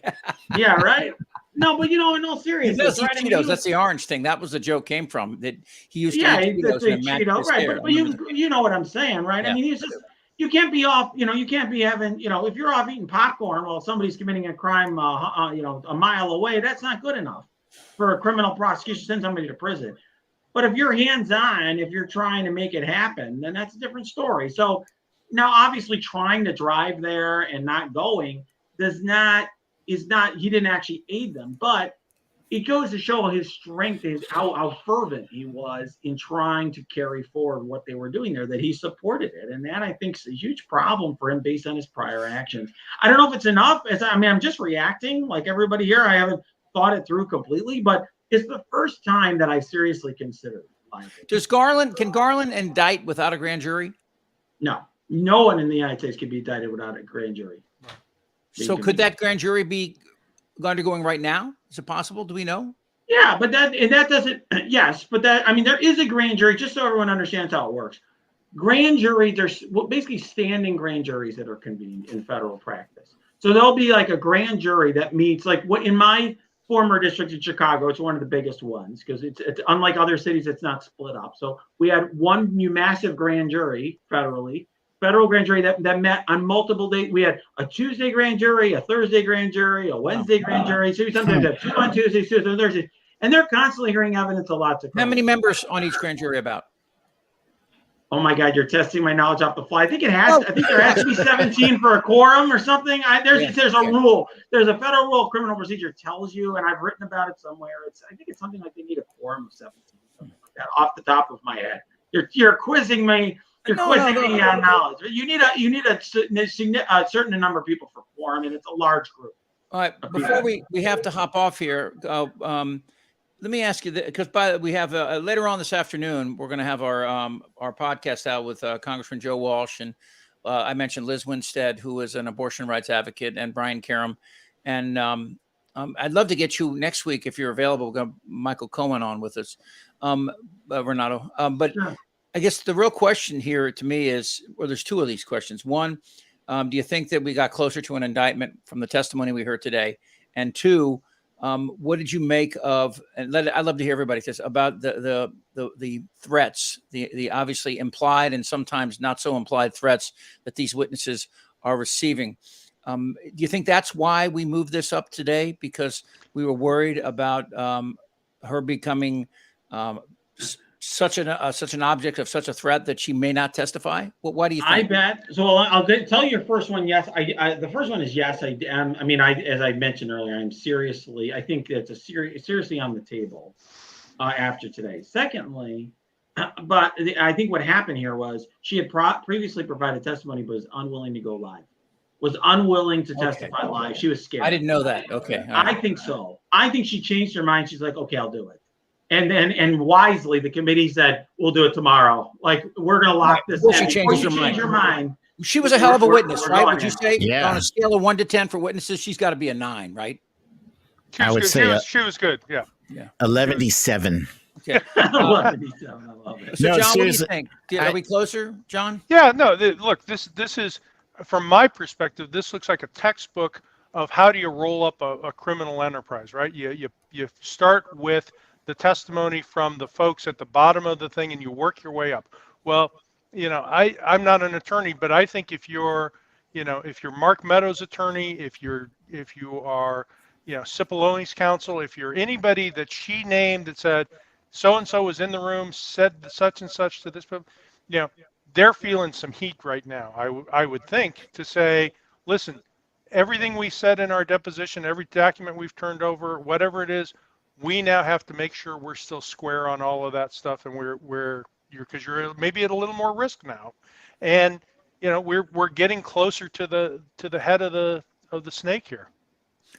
Brooklyn, last word, buddy. The only other time I think I've seen a more well curated pile of evidence against a defendant or defendants was the trial. The guy who killed George Floyd. What the hell was his name? Chauvin. Chauvin. Derek Chauvin. Chauvin. Yeah, I mean, that team was, I think, flawless. And I think in order to get some high-level convictions in this case, the January 6th committee, if they continue to just, push out the evidence there, it's undeniable. I think right now, I'm not speaking as a legal expert, obviously, but I think right now Merrick Garland has more than enough evidence to start, getting indictments and convictions, even of Trump.